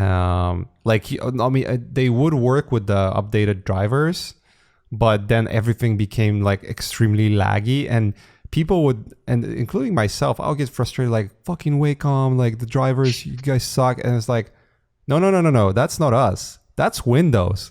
Disable Windows Ink and see what happens. And I did, and there was like a special script you need to get for Photoshop. It's just all like giant clusterfuck, just to get it back to where it was like super fast and nice, Well, I got a special, this is a pro tip for anybody out there who's like, okay, so this pertains to Photoshop, but Clip in particular for me. When I first started using that program, I was like, well, this is amazing. The drawing's great. Like, I love the way it looks. Over time, I was like, something feels weird to me. It doesn't feel as good as it used to feel.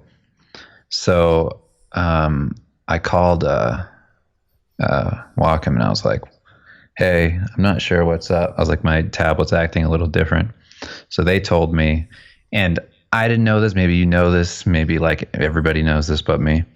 But I do this regularly, and it's changed like so much of how I draw on the computer. You take out this stupid nib, you blow into it really hard, and then you shake it for like 30 seconds or something. You do that, I probably do it once every 2 weeks, and it switches back to like how the pressure sensitivity should be, because over time it gets stuck.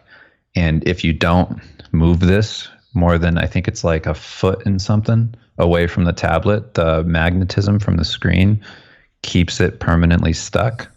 So like, you'll have a weird thing when you draw where your lines aren't as expressive anymore, and you're like, I'm not sure what happened. Maybe I'm just doing it wrong. It's so subtle that you might not notice it, but it happens, and it's from pushing on the screen. There's like a few things that happen from that. So just I had a version of that was more dramatic, where the pressure, like the click would get stuck, meaning, when you lift your pen, it's supposed to unclick. It wouldn't for like a second. Mm-hmm. And it was just like you would lift your pen, and you would get the squiggly line continuation of what you were doing. It's like, what the fuck?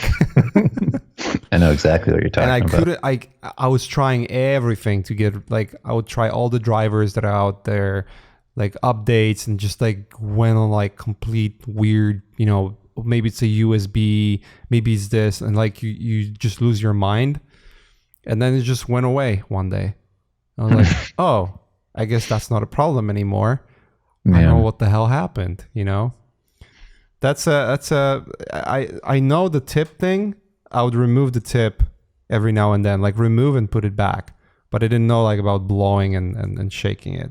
Yep, that's what the dude on the helpline told me. He's like, that solves about 99% of the problems. And I was like, then put a fucking booklet in with it. It tells me, like, I need to put that shit on my screen saying, hey, remember to shake this stupid pencil. Yeah, that's one of the things that is just that could be a bad design, you know?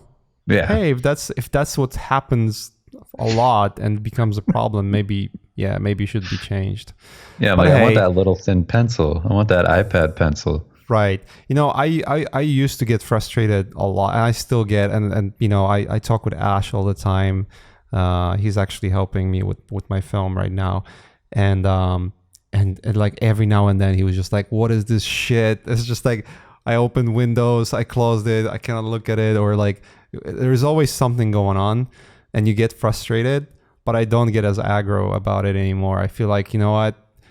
I mean, looking back 10 years ago, what it was, it's just like, I think I'm in the good place, you know. Like I wouldn't want to work on the hardware and software I had 10 years ago. I probably, you know, wouldn't have fun time.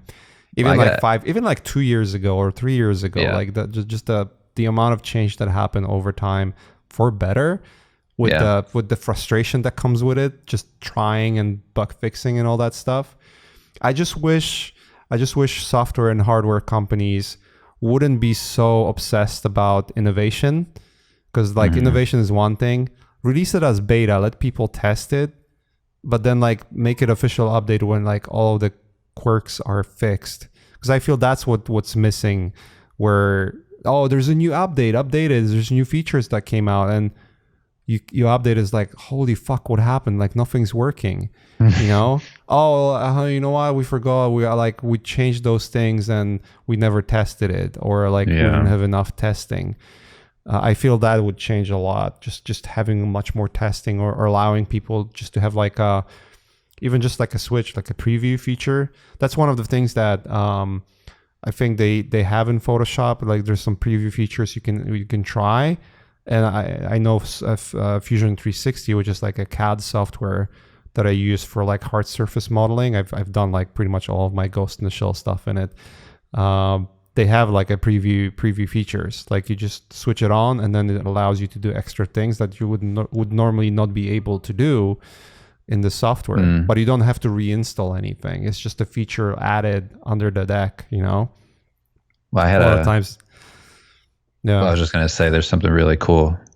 You're talking about having like the patience with that stuff. I had an experience like that just last night. I was sitting here working, and I went to click on my hard drive, and it just didn't work. And my wife is like sitting like right there, and I'm just silent, just looking at it. I'm like, all right.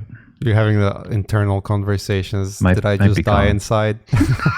So I just like shut my computer up. I turn it back on. Still not there. I was like, all right. And then I had to like, I unplugged it, replugged it in, kind of tried to just like reset it. And then like it came back, and then I was like, whew. And then my wife was like, what? And I was like, I almost just lost everything. And then she was like, wow, you're really calm. And I was like, yeah, I don't really care. Like, if it all went away, it'd be fine. It's like I get to that point, like in times when things get like really hard, I get extra calm. That's like what happens to me. Like if I get full of rage or stressed or anything, I just like totally shut down, and I'm like, all right, this is just what happened, right? That's it. Right. That's it. That's happened. I wish I was that way. Well, I mean, you know, I had a dramatic hardware failure a couple of years ago. I lost so much work. So much work. It's one thing to lose work that you know you're never gonna use again. It's like, it's just a couple of projects I worked on. That's okay. You know, I already released that. It's fine. But then on that occasion, I lost, because I try to regularly, you know, do backups and whatnot. At least I used to before, but I wouldn't do it I would do it like maybe once a year. Okay, like what can happen within a year? Like whatever, you know. And then this happened, and I lost the whole year. Like I was actually a year and a half. Wow. I've talked about it. It was the pretty much vast majority of my work files, non 3D work files from Ghost in the Shell, gone. It's like, fuck. Did you scream? What'd you do? Inside I just died a couple of times. If I was a cat, I would be dead. Like the 9 lives went away within like a couple of minutes, you know. I do that. No, it was difficult. It was just very difficult to deal with, and I found a solution to not have that problem ever anymore. You know, I use the NAS systems. Oh, I thought you were gonna say drugs or something. Oh no, not any of that. I use it like an actual NAS system, so it's like a separate network, like almost like a network drive. Sure. That is just has its own operating system, and it's like double. Like I think this one, 2 or 3 drives can fail at the same time, and you're still good. It has like 6 drives in it, 24 or 30 terabytes of space. And the way I do it is just like, I have like a local backup for the work I do, but the moment I finish project, I just drop it into that NAS system. It's a good idea. It's just like a mountable drive, so I can access that stuff as normally you would from like your internal drive. It's almost like a USB drive, but it's not a USB drive. It's an actual like server system almost. Wow, it's pretty expensive, cool. but yeah, it was pretty expensive, but I was, you know, again, Ash said like, dude, you should do this. You'll thank me later. And it's like, yeah, fuck yeah. It's like now it's the peace of mind. Like, oh, if my hard drive dies, then I don't care. It's just like I just replace my hard drive. I want to do that. I mean, I worried about like externals and stuff dying all the time. I have like 2 externals that I bounce files between, right? Like every week or so. I just like back up everything. Yeah, I don't trust them either, but like I also don't want to put anything on the computer. Yeah. Have it slow it down. There's certain work that you cherish that you would want to keep and maybe reuse for later. That's the kind of work I like to keep.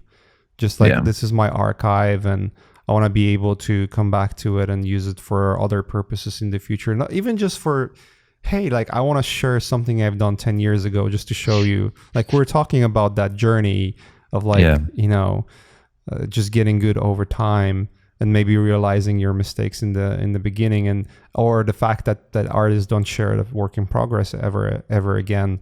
And it's one of those things where sometimes like, oh, I would want to reach out to some of the old work I've done and show that hey, like look, I started there, like it sucked, you know. Well, the cool thing about digital art in general is that like I've been working for however many years, and if you wanted to, you could just come into my office with a hammer and get rid of all of it. Yeah. You could get rid of 10 Pretty plus much. years of work. Pretty much, yeah. With a hammer. Yeah, that can happen.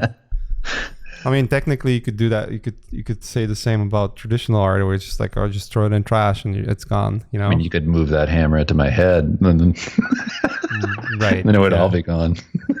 I guess what we were saying, nothing is permanent. Yeah. Yeah. No matter how much we try, you can just, I guess, everything's a nail to a safeguard hammer. it for better. Yeah, dude. We could go on and on about it, dude. We almost talked for 2 hours. Yeah. Can you imagine how time is flying? Ramble. Couple rambly dudes. I gathered some questions from the audience. Sure. I think it's a good time to switch to that and maybe try to get some of them answered. Let's see. There was a lot of questions like, why are you using Clip Studio Paint? And a lot of your fans would be like, because he has Patreon and just fucking check it out. Yeah. So it's like, the questions here and the answers very there. Sarcastic. It's all good. It's all good. I mean, there was questions like, hey, can you do a demo? I was like, well, go on Patreon. There, like everything is there. There was a question about creative roadblocks, but I think we answered that during our conversation. But a follow-up question that was from @subgata. He asked, "Is there any? Are there any art books and tutorials you would recommend?" And obviously, your favorite films as well. I think one that I liked a lot recently was that old Hellboy Drew Struzan video tutorial where he goes through his poster making process. I just really like it. I feel like it's very simple. I really like the lesson. I've mentioned this a few times before, but the lesson he said about what's important to him for his art to look finished at every step, that he could stop and it would look done. And I've been trying to take that as a real lesson and apply it to my work. And that was a good one. I felt like it had a lot of good information in it. For books, for me, books to me are, I don't know. It's like getting upgrades in a video game where like you just kind of put it on your body and you think it does something. Like that's kind of how I used to get books. I just buy them and I wouldn't read them. And I'd be like, well, I have the book that teaches you the thing, so I must know it now because I bought it. And it was just, you know what I mean? Like I feel like everybody kind of does that. Some people read them, but I felt like I wasted so much time just like buying books. There's real good information in them, but yeah, I don't know. There's something about it that wasn't as applicable to me. It just intuitive. I don't know. Like maybe videos are just more the way to go, or just a demo or something. But Loomis was always the biggest for me that I actually used. I remember Loomis. Yeah, for sure. Loomis is a figure drawing in perspective, all of that. Like I use that a lot. But most of what I did to learn was just take a lamp. And I say this because I think people think you need a bunch of tools, a bunch of books, a bunch of things to get started. And it's almost that they put it off for so long because they're like, I don't have the things yet. I don't have the perfect tools in order to get started doing art. So I'm not going to do it yet. So that's bullshit. Don't do that. What I did is I would just take a lamp, put it on my desk, put an apple, put a couple pieces of like a mirror, metal, a spoon, I did cloth from a shirt. Doesn't matter. I would set that up and I would paint it from life. And I did that every day for years. And like, that's how I learned how to render very strong guys. And you know, like to your point, because you said like the last thing I could do is just do a figure drawing tutorials all the time, because that was just the most boring thing ever. Like you could apply the same logic to your lamp and get like an action figure. It's like, oh, I want to draw a superhero. I'll go to a toy store, buy an action figure for like $10 and use my lamp to, you know, to get like the lighting that I want on it and pose it the way I want it. You know, it's not going to be perfect, but hey, like it's going to be something, right? A good starting point. Yeah, you can find a way. You don't have to have the most expensive stuff for sure. But also one thing you can do to apply, this is something I did because I hate doing anatomy studies. I did a lot of anatomy studies myself just from books in the beginning, but what I did later on was doing animation with anatomy. So it's more satisfying to see something move. So I would do the beginning of the movement, the end of the movement, and then fill the in-betweens. Do an in-between of that, and then an in-between of those, and then keep going. And that's how I would get my studies in, because at the end, you get to watch it run around and punch and stuff. And then that's like, hey, look at, I made a thing, and I did my studies. Yeah. Another question, what's the decision process? What's the decision process like when choosing a style to do a particular piece? Weird. It reads weirdly, but I get it. We know. Yeah, we get it. It's from John on Twitter. Yeah, I guess what's your thinking process when choosing a style? Like, what makes you choose a particular style for the kind of work you do? It depends. Right now, I'm working on a couple things for Magic. I did a couple things for Marvel. I'm kind of always working for Marvel, but and then I also have some stuff going for like video game companies and things. It depends on what the use is, and that's part of it. So for a video game, it's more about the idea than the execution. So you focus on a strong silhouette. There's an obvious idea to it. You're not trying to be flashy. I'm not trying to impress anybody. I'm trying to get my character's design across in the simplest way so that it works at, like think about like World of Warcraft works on everything. The style is so iconic and it's so simple that it just translates and it doesn't really age that bad. So you try and come from that angle, when at least I do when I'm doing like concept work specifically. I'll think more about, is this a strong shape language? Are the colors simple enough that this character would look iconic if broken down into like three colors? So you think about like Street Fighter, how each character is a couple colors and they're iconic. You try and distill things down a bit more to something that's an instant read. You look at it and you go, I know exactly who that is. I get from their shape what they are, their pose, gets across their personality, things like that. So the style would serve that purpose first. So I'd probably go with something simpler, and then if they wanted something that looked very finished, then you go in and paint it later. But yeah, that's for like more concept stuff. If I were to do Marvel, I think cool first. I think cool and strong. So it's like I go with the strongest, most intense compositional thing, depending on who the character is and what the mood is for the comic.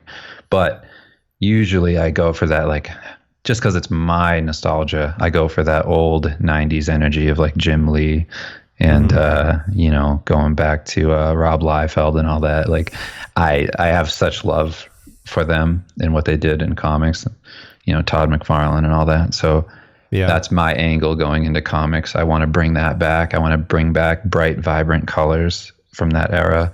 I think that a lot of characters kind of lack that now. They go with the super serious and dark, and I don't like that so much. I think if a character is innately dark in how they're made, I go with the opposite for how I paint them. So I'll go with like strikingly bright, vibrant colors. This is the opposite of what you'd expect from this. Try to just do, if you're trying to stand out, I guess, as an artist in general, you'd think that way. It's like, what is everybody else doing? Do the opposite of that in some way. Because contrast is how you stand out in a painting. Contrast is how you stand out in the world. So apply that to, covers, and you'll stand out in covers. So I think like that for that. And then if I'm doing magic card illustrations, I go with something more, I go with the cool angle as well. But to me, I kind of think back to the old painters who worked on magic in the beginning, like what got me excited about magic.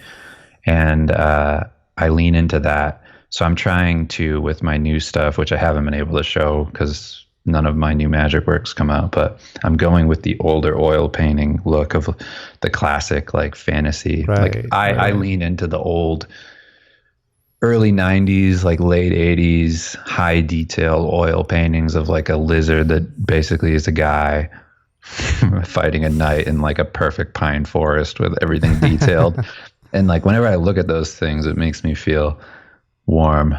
Paul Bonner is probably the closest to that now working that I see. And I'm like, you're everything I'd want to be in terms of that genre specifically. So I try to do Paul that. Bonner's work's great. Yeah. No, incredible. It's all watercolor and like gouache and so amazing good stuff. Yeah. Someone asked about Animal Sanctuary in your backyard. What is that? Is that Animal Sanctuary. What does it say specifically? How is his Animal Sanctuary doing in his backyard? I don't know what that question is. I don't know. Might be friend or something. They could be referring to a lot of different things. Like it's probably a story I told at some point on a podcast. It's from Chihoho 88. My Animal Sanctuary. Unbound Sketcher. I don't know what that is. Yeah, I don't know either. Like an inside thing you might be shedding some light about. It's probably so inside that I forgot about it. I've buried it. I'm looking. There's someone asked about the color choices, but I think you kind of answered that in your previous answer. Another question was from Iceman 2084. Would you call up with Laserhawk again and finish Skull and Shark? Yeah. I remember that one. That was awesome. Thanks. It's like this 80s style fucking. Well, we finished the script for it forever ago. We had like directors, movie people interested in making it into something. That could still happen. We get kind of like inquiries on that kind of thing, but at the time it was just too daunting. I couldn't do it. I wasn't good enough at drawing. It would have been an awful comic. I tried to do it. I did like 20 pages, and they were fully painted and everything, and I was like, this is impossible. So I needed to do everything I've done since then in order to get to a place where that was a viable option, doing Skull and Shark. We could do Skull and Shark now. I'm mostly trying to get my paintings up to a higher level. I want to be better. So I'm doing that. I'm doing other comics on the side. I never stop doing comics. There's always a comic job or something to do, scripts, things. So it's going to happen. We're rewriting it now. We're doing it volume by volume kind of deal instead of one giant thing. And it's coming together. I really like it. I think what the thing is like, I can't say what I've been doing, but I can say I've written a fuckload of scripts. And since doing that, become a much better writer. So once you've written a million things and you feel crazy and you just have to keep doing it over and over and over, you just inevitably get better. Same with drawing. So Right. after doing all of that, it was like, we can't do Skull and Shark the way it was written years ago. So we just went back through and we're like, let's rewrite this whole thing and make it cool. Let's make it the best that we can, like now.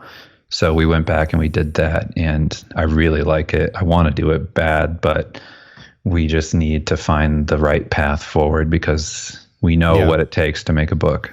We've done it a couple times, and well, a lot now. And it's an investment. So if you're not ready to do that, then you probably shouldn't start, because your work quality is going to go all over the place if you start it, stop it, start it, stop it, start it, stop it. So yeah, you need to figure out like as you said, the right path, but also what is going to be at the end of it, you know, like what's the goal for it, whether it's like whether it's your personal or more professional goal, that doesn't matter, but having a clear idea why you're doing things is probably the most important, especially for long-term projects. Without you got to be in it. Like you're gonna get lost. Yeah. So once we can get in it, then we'll finish it all. We don't want to do a Kickstarter in the middle of it. We want to have it be done and then fund the production and have that be it. But yeah. There's some questions from Instagram. I think we can just answer maybe 2 or 3 and then wrap it up. How do you keep your goals in life art realistic? That's from Yakov. It's perfect. So how do I keep my art goals realistic? Just general, I guess, the life art goals. I guess it's just like everything. I think the most important thing is having balance. And if you can have balance, then you don't get burnt out as much. You don't feel drained. I try really hard to do that, and I still fail at it, but I'm actively trying. Like I said, I've had mental breakdowns, which they're funny to me in the moment. Like I'll be laughing and crying at the same time. Like, what is happening to me? But like, I try real hard to make sure that I'm not pushing myself in a negative direction. I want to make sure that it's hard, but not hurting me physically or mentally in a way that's going to be bad in the long term. It needs to be sustainable. So scheduling is really important with that. Making sure that you have a realistic idea of what your goal is. If you don't have that, then it's much easier to kind of go forever and never really finish anything. You have to know what it is, define it, figure out a realistic timeline, and then understand what the problems are and be ready to face everything that's going to happen. Add 30% to your time, by the way. So figure out your timeline and then go Murphy's Law. Here's add 30% of whatever that ended up being. It's going to take you 300 days. Okay, 30% of that, add that to it. And then that's probably closer to how realistic it is. Yeah. But yeah, I think it's all about putting things down on paper, and then having a reliable system is very important to me. So I need to know what my process is. I can't fiddle around and try and figure it out in the moment. I need to know that ahead of time. So if I'm going to approach something one way, like all of my Marvel covers are done the same exact way, and I've gotten them to a very mechanical place where I know if the sketch works, the whole thing will work. If the sketch doesn't work, don't even do it. Don't even touch it. Right. Yeah. If you feel anything negative about it, don't even touch it.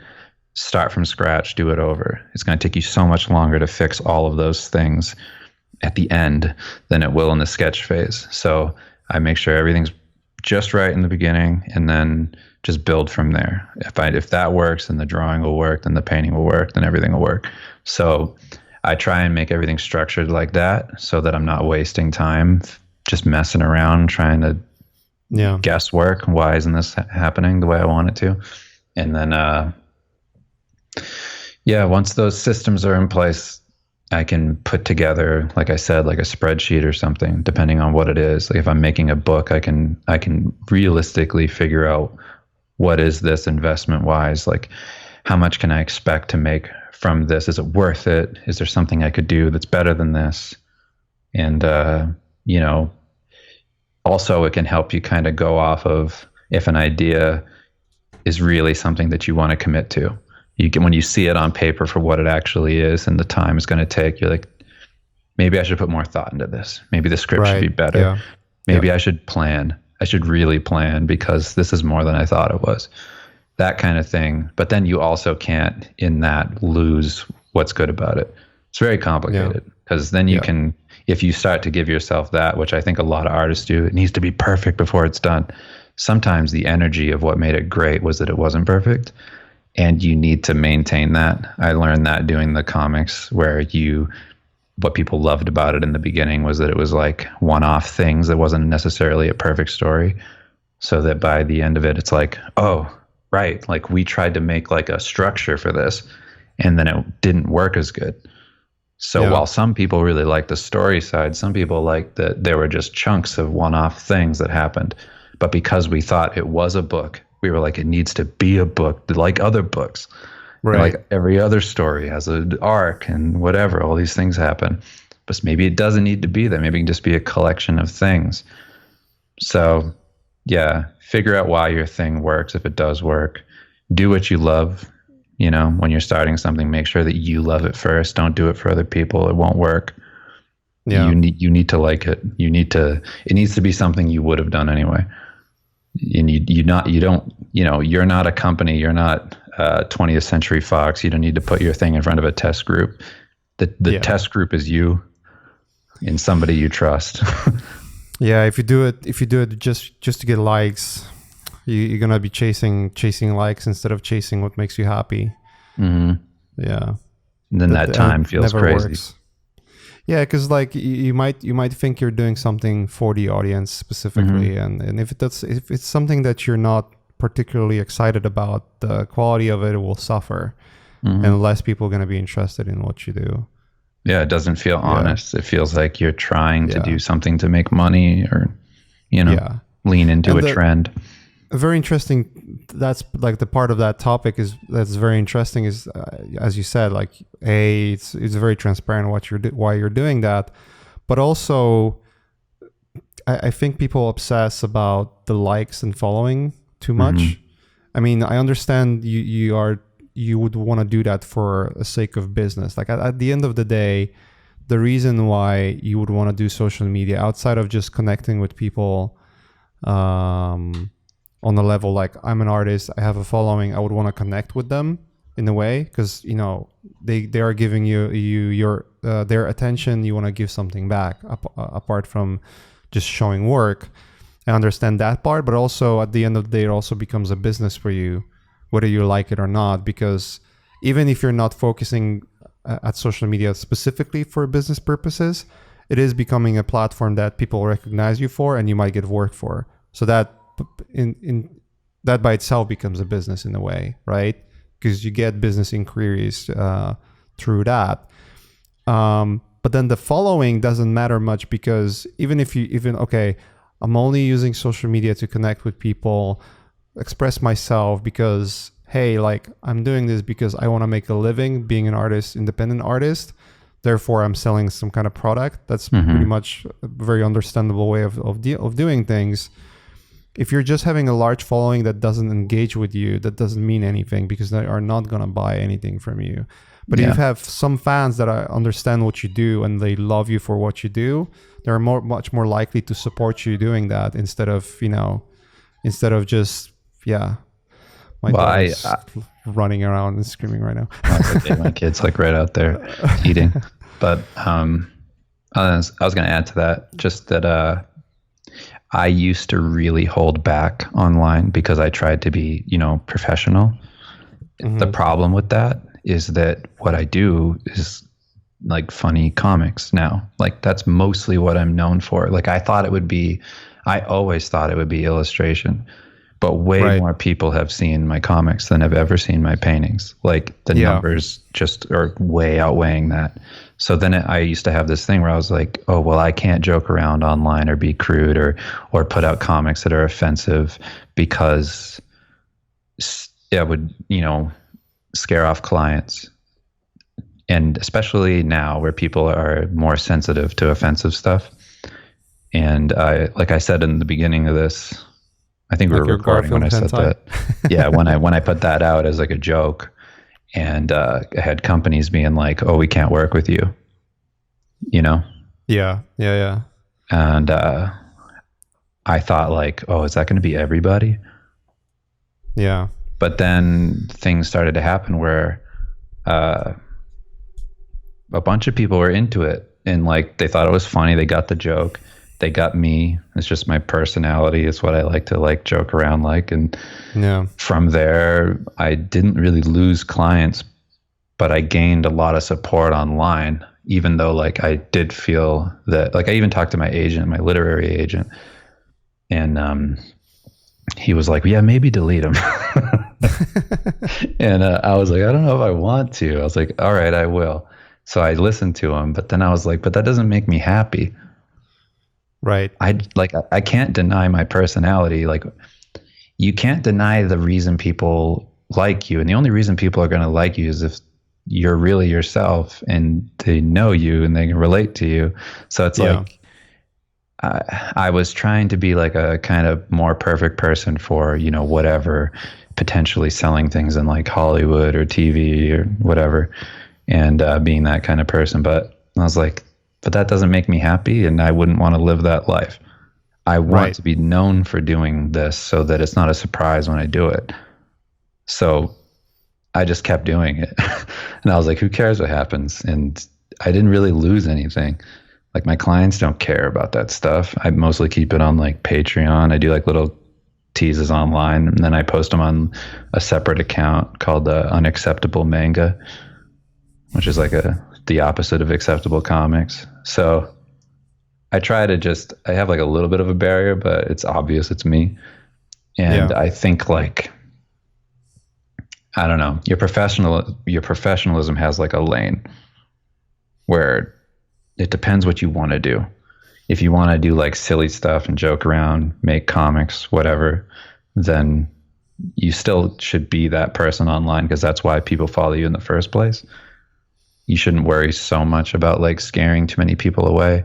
I think honestly, if you like scare more people away, or people have more of an opinion of you, then I'm not saying this works every time, but it can be more of a positive, because at least you stand out in some way from everybody else. Like people have a stronger opinion about you, and that can be positive, even if it seems like you do get a little bit of negativity thrown your way.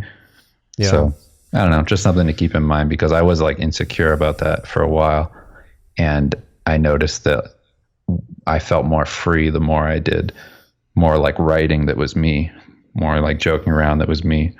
It kind of opened me up to a whole new audience of people who actually want to hear what I'm saying and want to talk to me and have fun and whatever. So yeah.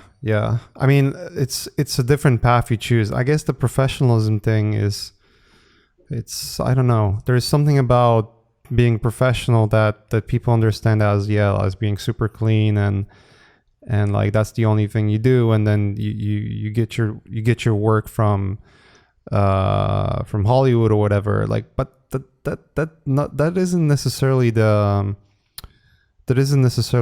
only path you can choose. You have to choose, right? I mean, look at the comics. Like we've mentioned, comics being a comic, being a funny person. Look at the stand-up comedy. Like it used to be that you have to be clean. That's the only way to get on like a TV show or something, or on a late night show where you would have a special. Then you need to be clean in a way. But now you can do whatever, and you can make a living as a comic, as a stand-up, having a YouTube channel even. Like look at the guy who just recently. I mean, it's not like he recently started, but he made a smart choice of publishing a lot of his work on YouTube. His name is Andrew Schultz. Yeah, Andrew Schultz, exactly. Like you listen to his stand-up, it's like it's so funny, but it's like it's borderline offensive in a way. But that's what his style is, and that's what makes him like really funny. But it also, like, if you just look at him from the surface level, it's like, oh, this guy is offensive. Like, no, he's not. He's like, if he's getting laughs, that means that it's hitting home. And you look at his audience, it's very mixed audience. You look at the shows that he's running, like the Flagrant, and what's the other one? Brilliant Idiots. Yeah, I was gonna say the one with Charlemagne. With Charlemagne. Like he's with mixed crowd all the time, so that's where he's getting the jokes from, because he understands cultures that he's experiencing all the time. But he found an avenue, but he approached it from the business point of view as well, right? Yeah. I'm making personal choices to be that way, but then I'm also making sure that I can make a living doing that. So I'm approaching certain things in a much more professional way, meaning like, okay, I'll have my YouTube channel and I'll approach it as a business. I'll make sure that posts are there, that is edited, that's done, shared, all that stuff. And so if you're just like loosey goosey and trying to be non-professional, quote unquote non-professional in all walks of light, it's going to be much more difficult to get by. But I think it's like a theme of last few episodes that I've been doing, because that's a topic that pretty much pops out most of the time, social media. And there is a reason for that, like you can actually make a living doing that. You don't have to work for films or video games or whatever. You don't have to be super professional. You can be like Sakimi-chan. Like I feel like people. True. I would always hear like negativity about what she's doing, and I just not my style.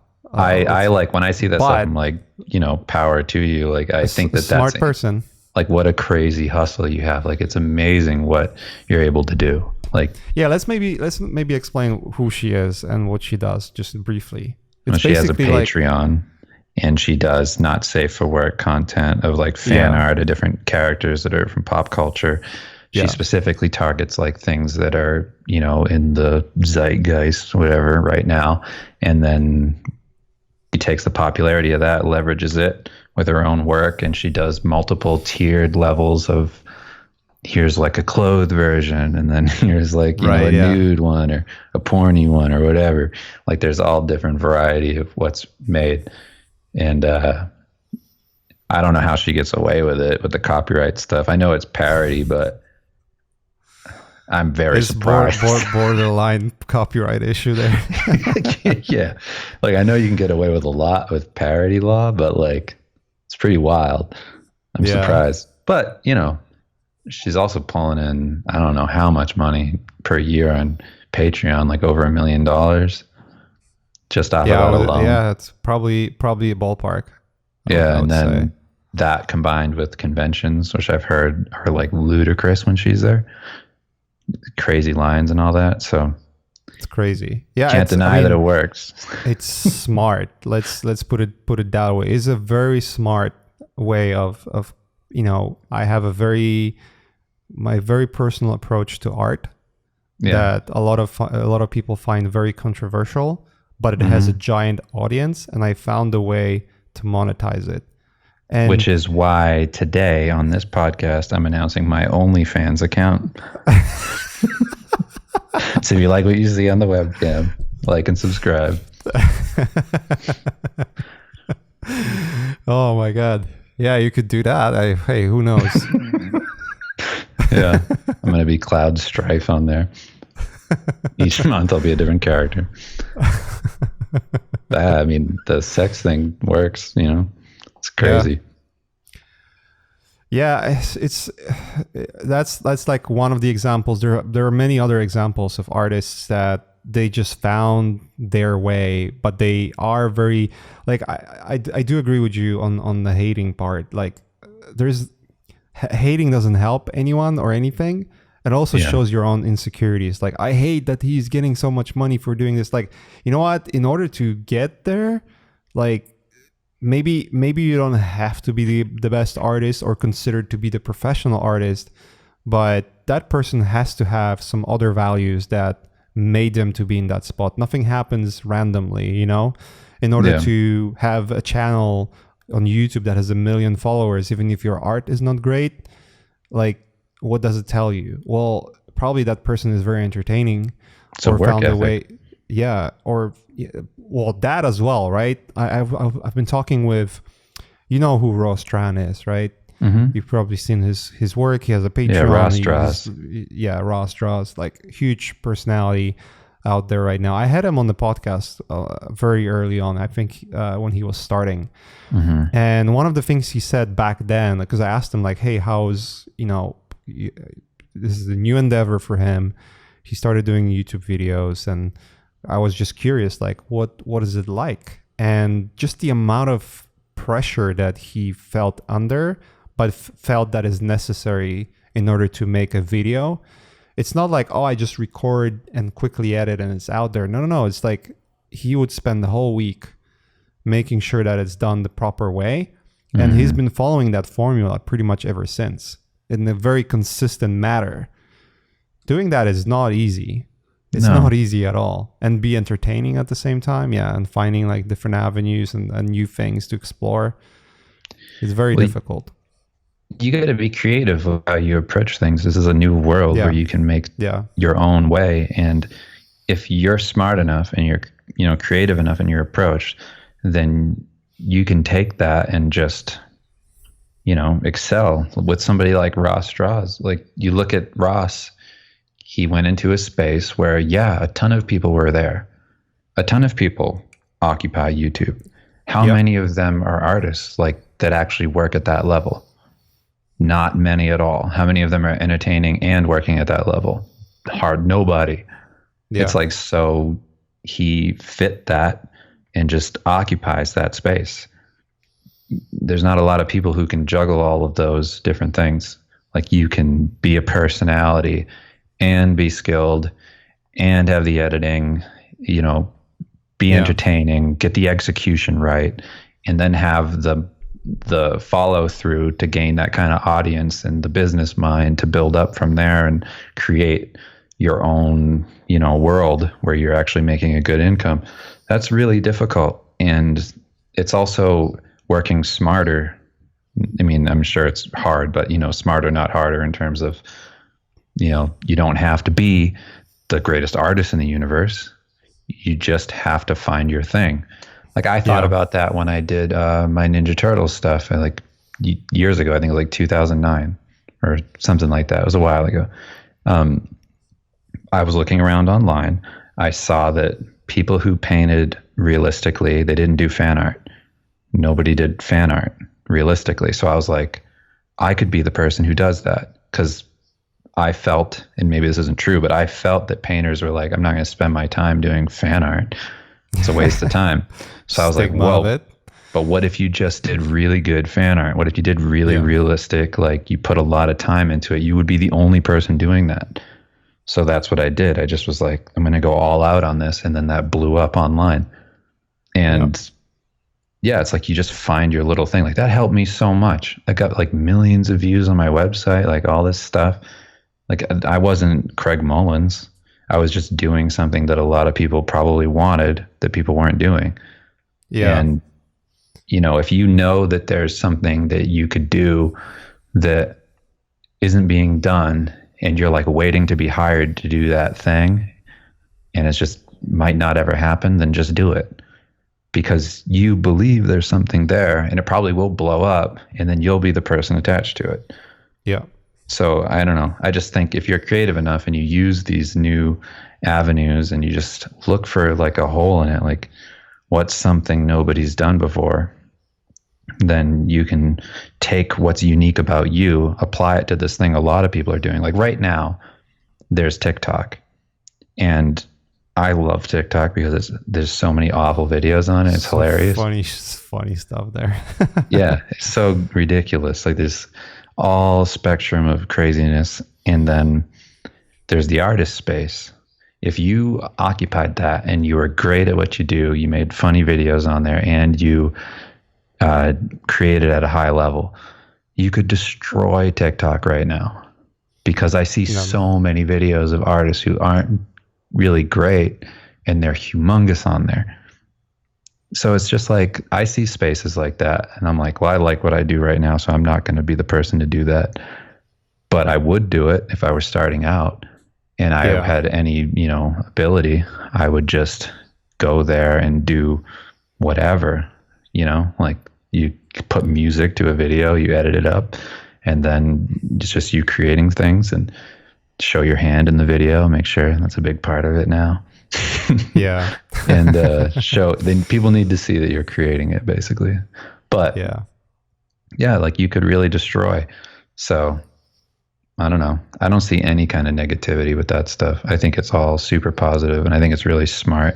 I think if you're the kind of artist who spends the time looking at those people and thinking negatively about them, you just don't understand it. Yeah, and I think agree, that 100%. I think it's a naive and pretty like immature way of looking at it. You have to look past yourself. Don't think in terms of what you value in the world as the utmost importance of what everybody should value. People are different. People have a different idea of what success looks like. And success isn't always drawing the most realistic eyeball, perfect thumbs. Like who gives a shit? Yeah. It's not like that's going to be the thing that defines everyone. So, you know, you have your own values, but when you see something that's really popular, instead of completely discounting it and being like, oh, they do this, and this wrong, so therefore, how come I'm not them? You have to look at it and go, well, what is it about this that's resonating so well? And just understand it. And you can learn so much from people that way. But it's too easy to just shrug it off. You said it right. Just the fact that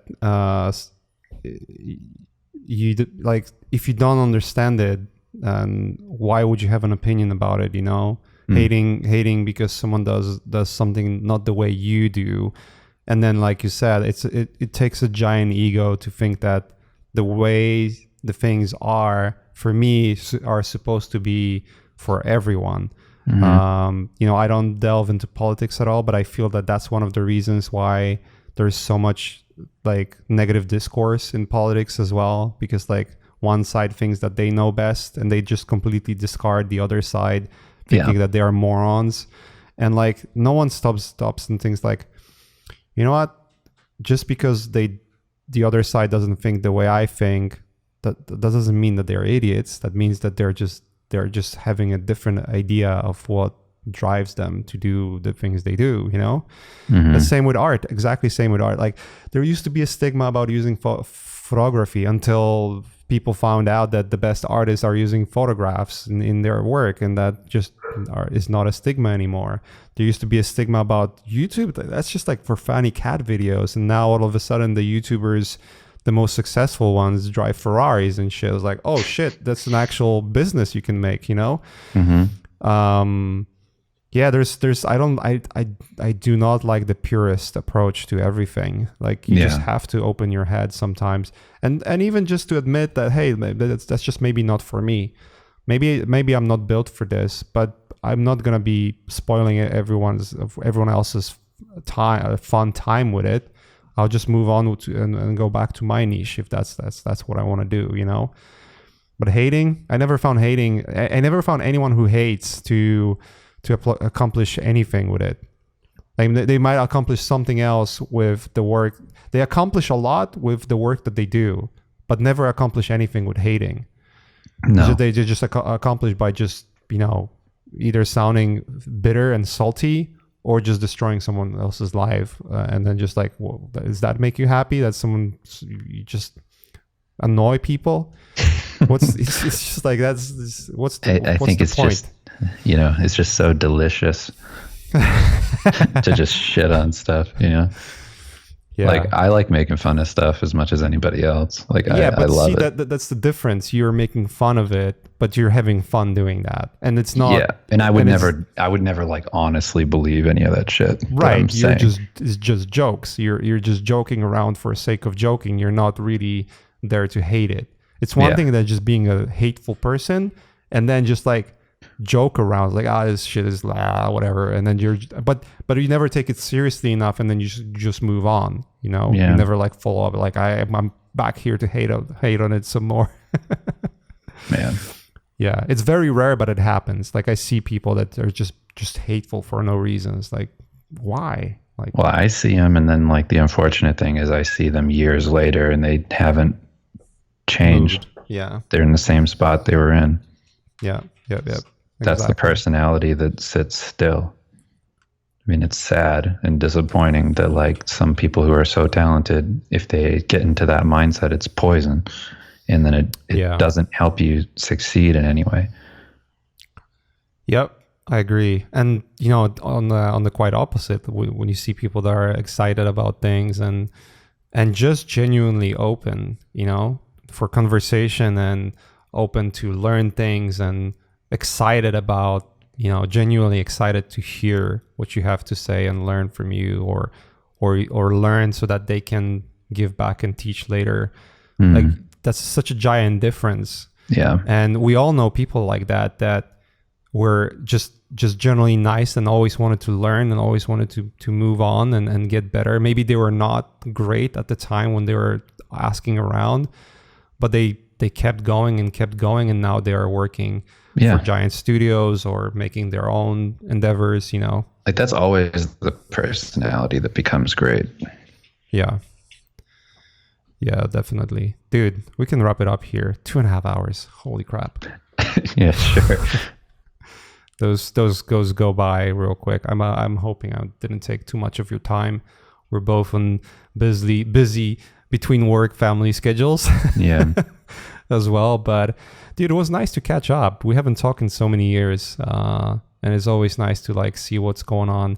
I felt like you disappeared in a way because you went to completely different avenue, and but then like rediscovering is like every now and then I like to check what's going on with people that I used to talk with before, and then for whatever reason the conversation stopped. Usually what happens is like the interests, you know, you grow apart with the interests you have in that particular time of life, and maybe your life changes its course to something different.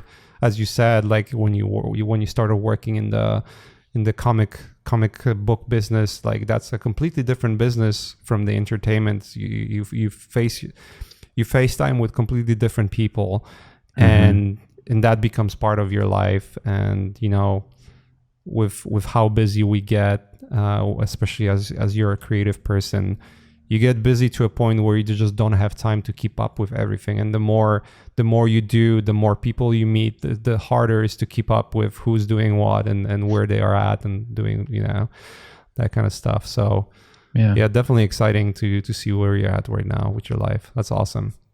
Yeah, everything is great. I'm like the happiest I've ever been in life and in work. I feel like super positive. Yeah, you're shredding, dude. I've been looking at your work, going back to it actually, and just looking at, oh man, a step up for sure. Like, you were shredding back then. Don't get me wrong. Like, you were already a killer artist. Let's put it that way. Thanks. But it's like you see the journey from, like, being awesome at one thing and completely switching things around just to get like a little dip, but then like bounce back right away. And just by the amount of work you do and the amount of like power you put towards something. The ever evolving craft. I appreciate that. Yeah, it's been fun. I just as a thing to other people out there, like, if you ever need to make those big changes in your life, just do them. You're just getting older, whenever you need to face a problem, or you feel that there's a road you need to go down that you haven't gone down, but it's something you have to do. Yeah. Just deal with it. Just do it and make it happen in the moment. Because otherwise, what? You just get older. Like, it's inevitable. Nothing good comes from just putting things off forever. So I like to do this exercise where I try to think, hey, like, what do we have today? We have, like, we're mid-March, right? Mm-hmm. March 15th. March 15th, 2021. How far am I with my project? Even if I'm just putting 1 hour a day, Mm-hmm. Like, that's 365 hours. 1 hour a day, that's 365 hours. That will get me somewhere. That's a lot of time to put in. Versus a year from now and putting zero work. I'll be just bitter about it. Like, I didn't put any work, and the time doesn't care. Mm-hmm. It just moves on, I'm with the film. It's exactly that for me. It's like, I feel like it's gonna be a disaster, but who knows? Well, nothing. Everything always suffers in some way. So you just learn and grow and do another one. Yep. Exactly. Dude, let's wrap it up here. It was awesome. I would love to get you back again sometime soon. Sure. Because there's just so many topics we could talk on. But it's been awesome. It's been a long, cool conversation. I've learned more about you than I ever thought I would, especially with the Garfield stuff. Well, I'm open. I feel very open to, letting everything go. So if you ever want to talk again and just dive deep, then I'm here. Yeah. Dude, is there anything you would want to plug before we wrap it up? If you want to check out my comics, I do with my friend Dan. We got SteveLichman.com. That's Lichman spelled Lichman. There's a full, I want to say there's well over 150 pages. No, there's way more than that. Jesus. I think there's actually close to 270 pages of comic to read for free. So you can read all of that. And then if you want to buy them, we have hardcover books available. And that stuff's up on stevelichman.com. And then if you want to check out my tutorial videos, rant stuff, like a talk like this, basically, you can support my Patreon. It's just username Dave Rapoza. I have an 18+ account, so in the app I don't show up. so you got to go to patreon.com/Dave Rapoza or user/Dave Rapoza. I forget what the thing is, but you can Google it. But basically, I put up comics. I process stuff. I'll go through like how I paint and, video tutorials, things like that. So if you ever want to see that stuff, you can go there. And also, I do my own projects on there that's funded by people who support me, which is really cool. It's the best thing about Patreon is that you can be independent in some way. So that's really it. And you can follow those links me. Gonna be in in footnotes. And where can people follow you as well? I know Twitter, Dave Rapoza, right? Yeah, I'm just at Dave Rapoza on everything. Nobody else has my name for some reason. That's good. Yeah, You're on the no flight list because of your popular name. Yeah. That helps. Cool. Let's wrap it up. Thanks, guys, for joining. Thanks for everyone who listened through the whole episode. Obviously, appreciate that. Yeah, thanks. Thanks for having me. It's very nice to have you guys. It's very nice to have you, Dave, on the podcast. It was a long time coming to get caught up. And if you enjoy the show and you would like to see more, obviously I'm gonna keep doing those all the time as far as I can. Please subscribe, leave a like if you like the video. If you didn't like anything, or if you liked or want to share love, comment below as usual. The podcast is also available on pretty much all the voice platforms like Spotify, iCloud, iTunes, Google, and SoundCloud. If you want to leave a comment and 5-star review or 1-star review if you hate it, that's up. And if you want to see the secret videos behind the scenes from this podcast, go to his iCloud. Exactly. But yeah, thanks guys. Thanks everyone for joining. And yeah, I will see you next time. Mwah. Kisses.